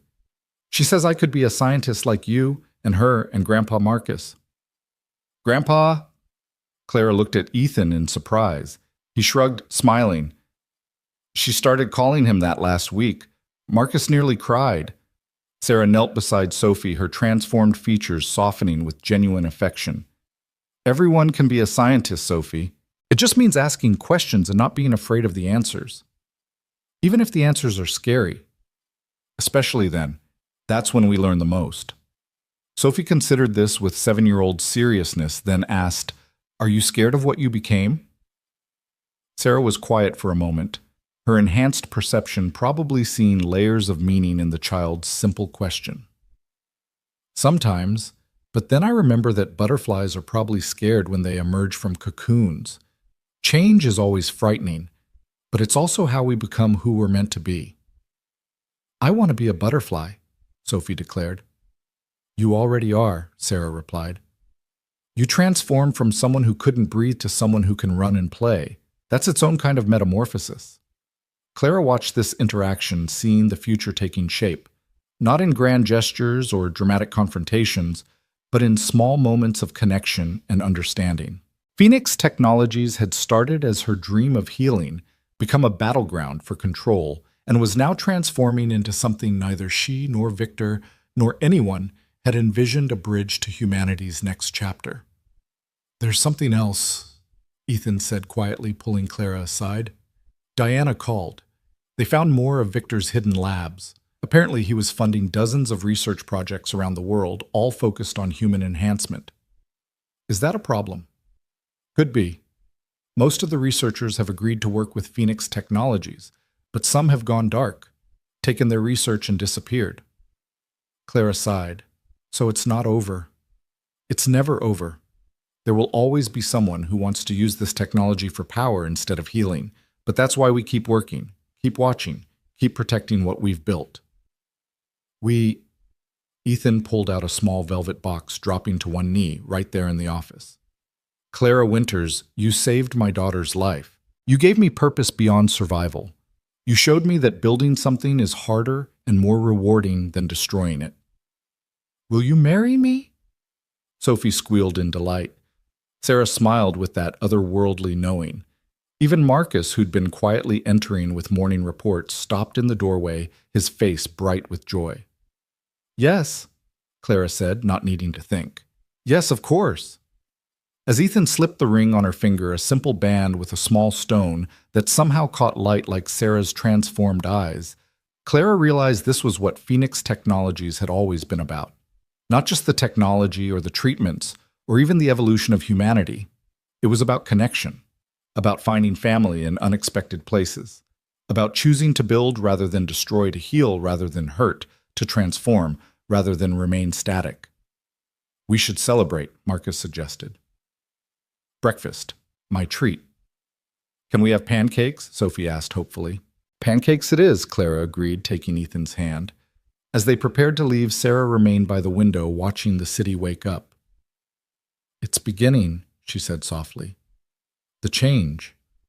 I can feel it in the air and the people walking below. Humanity is ready for its next step, even if it doesn't know it yet." "Then we'll help them take it," Clara said, "one breath at a time." Sarah turned, and for a moment she looked entirely human, vulnerable, hopeful, and full of love for this strange family they'd built from chaos and conflict. "One breath at a time," she agreed. They left the office together, a most unusual family. A former Navy SEAL turned security chief, a CEO who'd lost everything and gained so much more, a 7-year-old girl who could finally breathe freely, a brilliant scientist seeking redemption for his mistakes, and a transformed woman who represented humanity's potential future. Behind them in federal custody, Victor Lang sat in his cell, his body renewed by the modified Lazarus protocol, his mind clear for the first time in decades. He was writing, documenting everything he knew about human enhancement research around the world, not for power or control, but as penance, as contribution, as hope that his legacy might be more than destruction. And in hidden laboratories across the globe, researchers who'd taken Victor's funding and vanished were making their own choices. Some would choose to help humanity evolve. Others would try to control that evolution. The struggle between healing and harming, between connection and isolation, between transformation and stagnation would continue. But for now, in a Seattle diner where a little girl was laughing at her father's joke while her soon-to-be stepmother helped her cut her pancakes, where a grandfather figure was teaching her to count in Mandarin, where a transformed woman was learning to be human by being part of a family. There was peace. There was hope. There was breath. The phoenix had risen from its ashes not as a bird of prey, but as a symbol of what humanity could become when it chose compassion over control, evolution over stagnation, and love over fear. The real transformation hadn't been Sarah's metamorphosis, or Victor's redemption, or even Sophie's healing. It had been the realization that they were stronger together than apart, that family wasn't just about blood but about choice, and that sometimes the greatest power came from giving power away. As Sophie blew bubbles in her chocolate milk, giggling when Sarah made them dance in the air with abilities that shouldn't exist, Clara squeezed Ethan's hand and knew that whatever came next, they would face it together. The future was uncertain, full of challenges and possibilities in equal measure, but for the first time in her life, Clara Winters wasn't afraid of uncertainty. She was excited by it, because uncertainty meant potential. And potential, as Sarah had shown them, was the most powerful force in the universe. The transformation was complete, but the evolution had just begun. The wedding was supposed to be simple. Just family and close friends in the rebuilt garden atop Phoenix Technologies, with Seattle's skyline as witness. But simplicity had never been Clara's strong suit, and with Sarah's transformation allowing her to literally make flowers bloom at will, the rooftop had become an Eden of impossible colors and fragrances that shouldn't exist in the Pacific Northwest's autumn. Sophie stood at the altar in her flower girl dress, breathing deeply and freely, still marveling 6 months later at the ability to fill her lungs without pain. She held the ring's simple bands that Ethan had made himself from metal, salvaged from the original Winters Tower, melted down and reformed into something new and stronger. "Daddy's crying," Sophie whispered loudly enough for everyone to hear, causing a ripple of laughter through the small gathering. Ethan wiped his eyes, not bothering to deny it, as Clara walked toward him, Marcus at her side to give her away. She wore her mother's dress altered and modernized, but carrying the history of another woman who'd chosen love over convention, who'd built something from nothing with her husband in a garage that would eventually become Phoenix Technologies. "You sure about this?" Marcus asked quietly as they walked. "Marriage to a former SEAL who attracts trouble like a magnet." "Says the man who faked his own death and nearly destroyed Seattle," Claire replied with a smile. "Besides, I attract plenty of trouble on my own." They'd reached the altar where Ethan waited. Thunder standing as his best man, trying to look comfortable in a suit that clearly wasn't his preferred attire. Diana Cross, who'd surprised everyone by accepting Claire's invitation to be maid of honor, stood opposite her FBI badge tucked away for once. The officiant Judge Harrison, Detective Harrison's father, who'd remained one of the few incorruptible figures in Seattle's justice system, began the ceremony with words about transformation and renewal that took on deeper meaning given their audience. "Do you, Clara Winters, take this man?"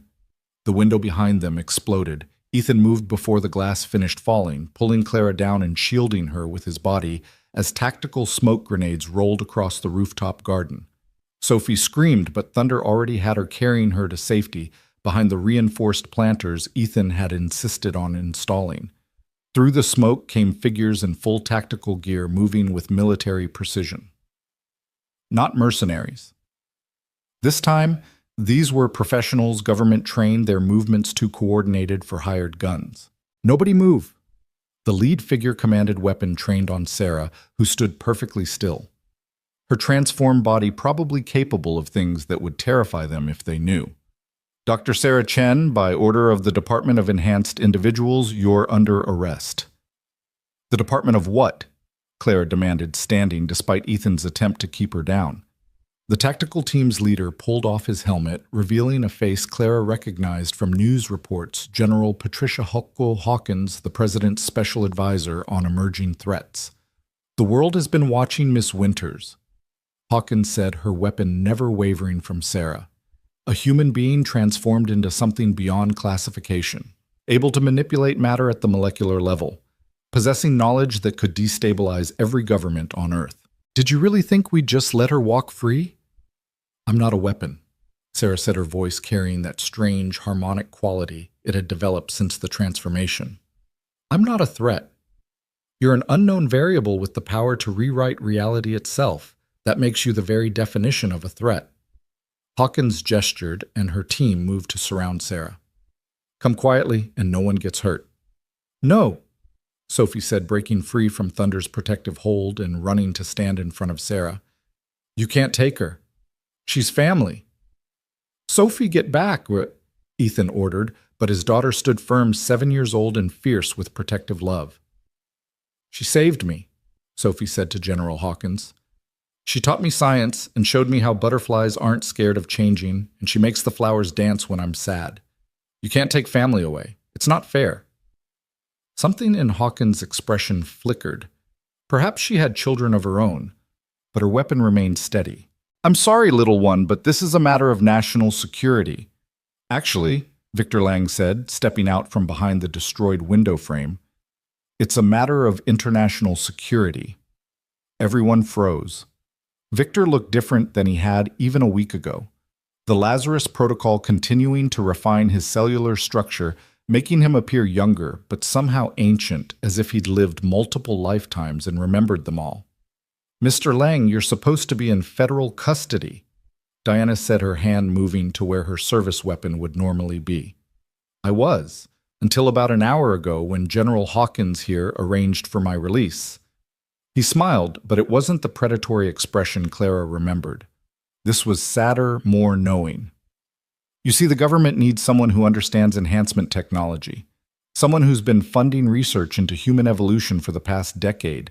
They made me an offer, help them control what's coming, and they'll commute my sentence." "You son of a—" Ethan started forward, but Clara caught his arm. "Wait," she said, studying Victor's face. "There's more to this." Victor nodded slowly. "The Department of Enhanced Individuals wasn't created because of Sarah. She's just the first one they've found. There are others, Ms. Winters. The researchers who took my funding and vanished. They didn't just take the money. They used it. On themselves. on volunteers, on desperate people with nothing to lose. How many? Sarah asked her enhanced perception, probably already calculating the implications. 17 confirmed cases across 6 continents. People who can manipulate electromagnetic fields, alter their molecular density, process information at superhuman speeds, and those are just the ones we know about. Victor looked directly at Clara. Your Phoenix formula didn't just open the door to healing, it opened the door to human evolution, and that door can't be closed. General Hawkins finally spoke. Which is why we need Dr. Chen. She's the most advanced, most stable transformation we've encountered. Studying her could help us understand what's happening, maybe even control it. Study, Sarah said quietly. You mean dissect? I mean understand. This isn't about turning you into a lab rat, Dr. Chen. It's about preventing a war between enhanced humans and everyone else. History shows us what happens when populations diverge. Fear, violence, genocide. We need to get ahead of this. By imprisoning anyone who's different, Marcus stepped forward, putting himself between the soldiers and his daughter. My daughter isn't a specimen or a weapon. She's a person who chose to risk everything to save lives. A person who can rewrite molecular structures with her thoughts, Hawkins countered. What happens when someone with that power decides they don't like the current government, or wants to reshape society, or simply has a bad day? What happens when governments decide enhanced humans don't deserve rights? Sarah responded. When fear drives policy instead of understanding. General, I can see your cellular structure. You have a tumor in your left lung, stage 1 treatable but undiagnosed. Your daughter, I can smell her perfume on your uniform, has type 1 diabetes. Your son, whose photo is in your pocket, suffers from a genetic condition that will manifest in his 20s unless treated. Hawkins went pale. How could you possibly? Because this is what I am now. Not a weapon, not a threat, but someone who sees what needs healing. I could cure your cancer with a touch, rewrite your daughter's pancreatic cells to produce insulin naturally, prevent your son's suffering before it begins. But instead you point weapons at me and talk about control. The rooftop was silent except for the wind and the distant sounds of Seattle waking up to what should have been an ordinary Saturday. Sophie broke the silence. Why don't you just help each other? The simple question from a child hung in the air like an accusation. It's not that simple, Hawkins began. Yes, it is, Sophie interrupted with 7-year-old certainty. Sarah helps people and you protect people, so protect her while she helps. Then everyone wins. Victor laughed soft and genuine.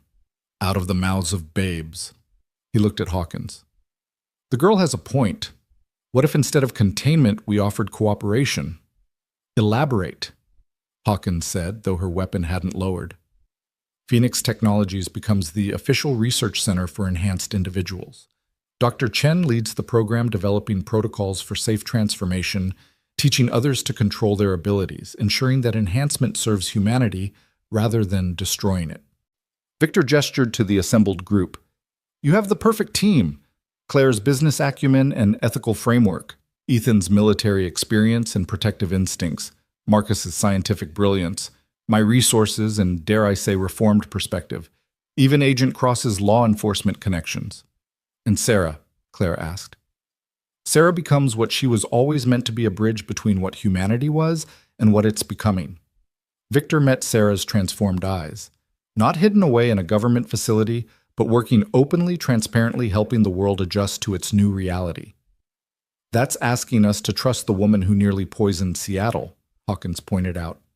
And the man who burned down a building, Clara added, and the father who faked his death, and the FBI agent who bent the rules, and the soldier who broke out of custody.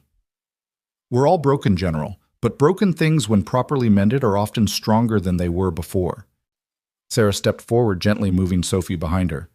General Hawkins, I could disable your entire team without harming them. I could rewrite the air you're breathing to make you sleep or dance or see colors that don't exist. But I won't, because that's not who I choose to be.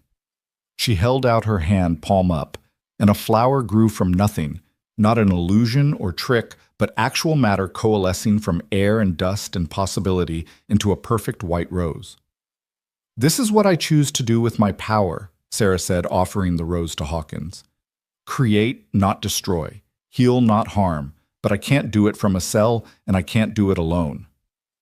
Hawkins stared at the impossible rose, then at the child standing fearlessly beside a transformed human at the wedding party that had become a negotiation for the future of humanity.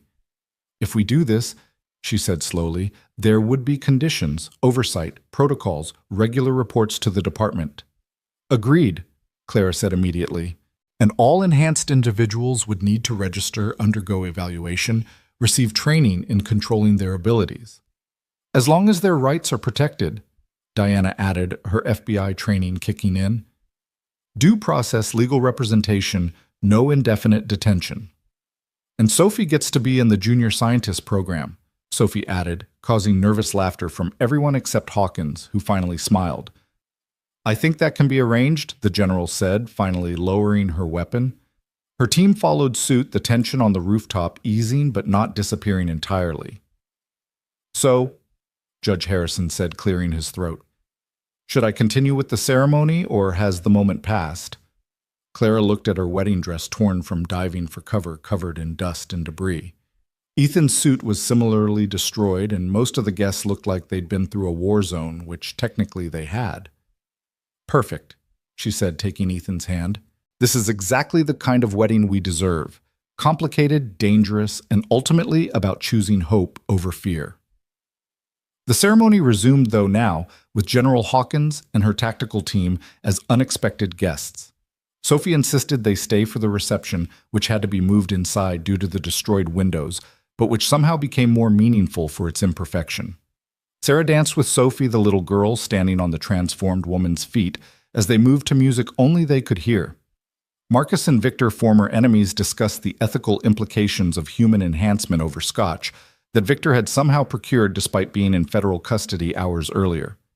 Diana and General Hawkins compared notes on oversight protocols, finding common ground in their desire to protect both enhanced and unenhanced populations. And in the center of it all, Clara and Ethan slow danced to their first song as husband and wife, the Seattle skyline glittering behind them through the shattered windows.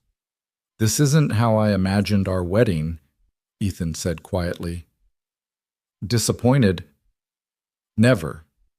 You don't marry Clara Winters expecting simple. He spun her gently, careful of her torn dress. Besides, we just negotiated the future of human evolution at our wedding. That's got to be some kind of record. The negotiation's just beginning, Clara reminded him. There are enhanced individuals out there who won't want to register, governments that won't want to cooperate, people who will see Sarah and others like her as either gods or demons. Then we'll deal with it, together, like we always do. Before Clara could respond, Phoenix, the seal, not the company, appeared at Ethan's shoulder. Sorry to interrupt, but we've got a situation. On his tablet, news footage showed a man in Tokyo literally walking through walls, stealing from banks, and disappearing before police could respond. Another feed showed a woman in London whose touch was turning metal into gold, causing economic chaos. A third showed teenagers in Mumbai who were levitating their bodies defying gravity as crowds gathered to worship or stone them depending on their beliefs. It's happening, Sarah said, appearing beside them, with that unnerving ability to move without seeming to cross the intervening space. The emergence. Enhanced humans revealing themselves either by choice or accident. How many? Clara asked. Dozens today. Hundreds by the end of the week. Thousands within a month. Sarah's transformed eyes saw patterns no one else could perceive. The Phoenix formula was the catalyst, but it was always going to happen. Evolution doesn't ask permission. General Hawkins was already on her phone mobilizing resources, calling in favors, trying to prevent panic from spreading faster than the enhanced individuals were appearing. We need a response, she said to Clara. Something to prevent this from becoming a war. Clara looked around the room at their strange coalition, former enemies, now allies, enhanced and unenhanced, working together. A 7-year-old girl teaching adults about acceptance simply by existing. We tell the truth, Clara said. We go public with everything. Phoenix Technologies, the transformation, the potential for humanity to evolve. We show them Sarah not as a threat, but as a teacher. We offer hope instead of fear. That's a huge risk, Diana pointed out. People don't handle change well. They handle lies worse, Victor said, surprising everyone by supporting Clara's plan. Trust me, I've built empires on deception. They always fall. But truth, however painful, provides a foundation for building something lasting. Then we do it tonight, Clara decided. While the world is watching, while we have the chance to frame the narrative. On your wedding night, Marcus asked. Clara looked at Ethan, who nodded without hesitation. What better way to start a marriage than by changing the world? The press conference was hastily arranged in Phoenix Technologies' main auditorium, the one that had been rebuilt with reinforced everything after the fire. Within 2 hours, every major news outlet had representatives present, drawn by the promise of an announcement that would fundamentally alter humanity's understanding of its future. Clara stood at the podium, still in her torn wedding dress, because someone, probably Sophie, had suggested it would show she had nothing to hide. Ethan stood beside her in his ruined suit, their wedding rings catching the light. Behind them, Sarah waited with Marcus and Victor, while Diana and General Hawkins flanked the stage with their respective teams. Good evening. Claire began, her voice steady despite the magnitude of what she was about to do. 6 months ago, Phoenix Technologies was attacked, burned, nearly destroyed by individuals who sought to control what we'd discovered. What they didn't understand was that our discovery couldn't be controlled, only guided. She gestured to Sarah, who stepped forward. The cameras immediately focused on her, on the way she moved, the way light seemed to bend around her slightly, the way her eyes held depths that shouldn't exist. This is Dr. Sarah Chen, Clara continued. She is the first stable, fully transformed, enhanced human. She is not a mutant, not an experiment gone wrong, not a threat to humanity. She is what we all have the potential to become: evolved, enhanced, extraordinary. The room erupted in questions, but Clara raised her hand for silence. The Phoenix formula, originally designed to treat respiratory conditions, has unlocked something in human DNA. The potential for transformation, for evolution, for becoming more than our biological limitations. This potential exists in everyone, though not everyone will choose to or be able to transform. Are you saying you can make anyone superhuman? A reporter shouted. I'm saying humanity is already becoming superhuman, Clara replied. Around the world, individuals are discovering abilities that science said were impossible. We can either fear this change or guide it. Phoenix Technologies, in cooperation with the Department of Enhanced Individuals and international partners, will provide support, training, and ethical frameworks for those undergoing transformation. What about those who don't want to transform? Another reporter asked. Sarah spoke for the first time, her harmonized voice causing several people to step back. Transformation isn't mandatory or even advisable for most. Evolution works through diversity, not uniformity. Enhanced and unenhanced humans will coexist, each contributing their unique strengths to our shared future. How can we trust you? Someone called out. You have godlike powers. Sophie, who'd been watching from the wings, suddenly walked onto the stage. Thunder started to stop her, but Ethan shook his head, letting his daughter approach the microphone that Sarah lowered for her. She's not God, Sophie said simply. She's Sarah. She gets sad when it rains too much and laughs at my daddy's bad jokes and can't figure out how to use the coffee machine even though she's super smart. Having powers doesn't make you not human. It just makes you human with powers. The press conference continued for another hour with demonstrations of Sarah's abilities, healing a reporter's chronic back pain with a touch, purifying contaminated water by restructuring its molecules, even creating a small aurora in the auditorium by manipulating electromagnetic fields. But it was Sophie's words that went viral, shared across every platform in every language. Having powers doesn't make you not human. The world's reaction was everything they'd expected and more. Fear and wonder, worship and condemnation, acceptance and rejection. Humanity's full spectrum of responses to change played out on a global stage. Some countries immediately banned enhanced individuals. Others offered them citizenship and resources. Religious groups proclaimed everything from the second coming to the end times.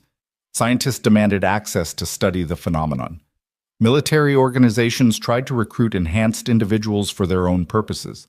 Through it all, Phoenix Technologies stood as a beacon of stability. Within a month, they'd established treatment centers in 12 cities, not to create enhanced humans, but to help those who were transforming naturally to understand and control their abilities. The junior scientist program Sophie had demanded became real teaching.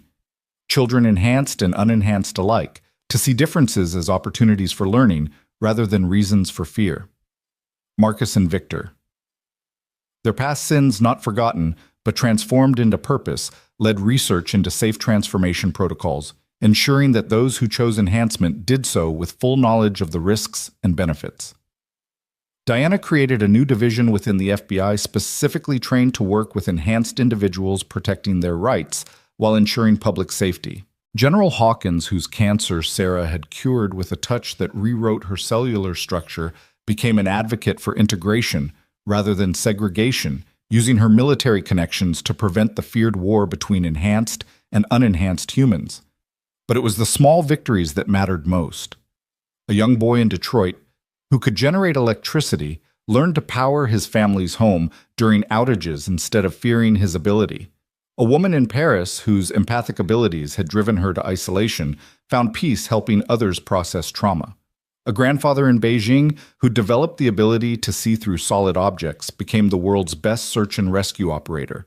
And in Seattle, in a penthouse that had become home to the strangest family imaginable, life found a new rhythm. Ethan would wake early, checking security reports from around the world, coordinating with enhanced individuals who needed protection from those who would exploit them. Clara would join him for coffee that Sarah still couldn't figure out how to make properly, despite being able to manipulate matter at the quantum level. Sophie would bounce between her regular school and her advanced science lessons with Sarah and Marcus, her curiosity undimmed by the magnitude of what she was learning. She'd started a video blog, Sophie's Science, where she explained enhancement to other kids in terms they could understand, usually involving butterflies and metaphors about breathing. Sarah continued to evolve her transformation, not a destination, but a journey. Each day brought new abilities, new understanding, new ways to bridge the gap between what humanity was and what it was becoming. She learned to dial down her presence to seem more human when needed, though she never tried to hide what she was. Victor, his sentence commuted to community service that would last the rest of his extended life, worked tirelessly to undo the damage he'd caused. His resources, combined with Phoenix Technologies' innovation, funded enhancement centers worldwide. He and Nathan, who'd been released early for good behavior and his contributions to the research, formed an unlikely friendship based on shared redemption. Marcus found peace in seeing his daughter not just alive but thriving, using her abilities to help others. He published papers on enhancement ethics, becoming the moral compass for a scientific revolution that could easily have lost its way. 1 year after the wedding that had changed everything, they gathered again on the rebuilt rooftop garden. This time there were no interruptions, no tactical teams, no world-ending crises, just family and friends celebrating Sophie's 8th birthday. The guest list had grown. Enhanced individuals Sarah had helped through their transformations. Government officials who'd learned to see enhancement as an opportunity rather than a threat.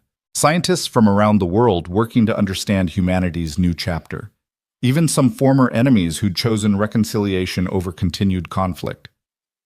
Sophie blew out her candles, Sarah making them dance and swirl impossibly in the air before extinguishing, and made a wish she immediately announced to everyone. "I wish that everyone could breathe as easy as I can now." "That's not how wishes work," Marcus laughed. "You're supposed to keep them secret." "Why?" Sophie asked with genuine confusion. "If we all know what we're wishing for, we can all help make it come true." Clara and Ethan exchanged glances, marveling again at their daughters, and she was their daughter now, in every way that mattered, ability to distill complex truths into simple statements. "She's right," Sarah said, her voice carrying across the garden. "We've spent so much time keeping secrets, hiding our wishes and fears and dreams. Maybe it's time we shared them, worked together to make them real." "What do you wish for?" Clara asked her.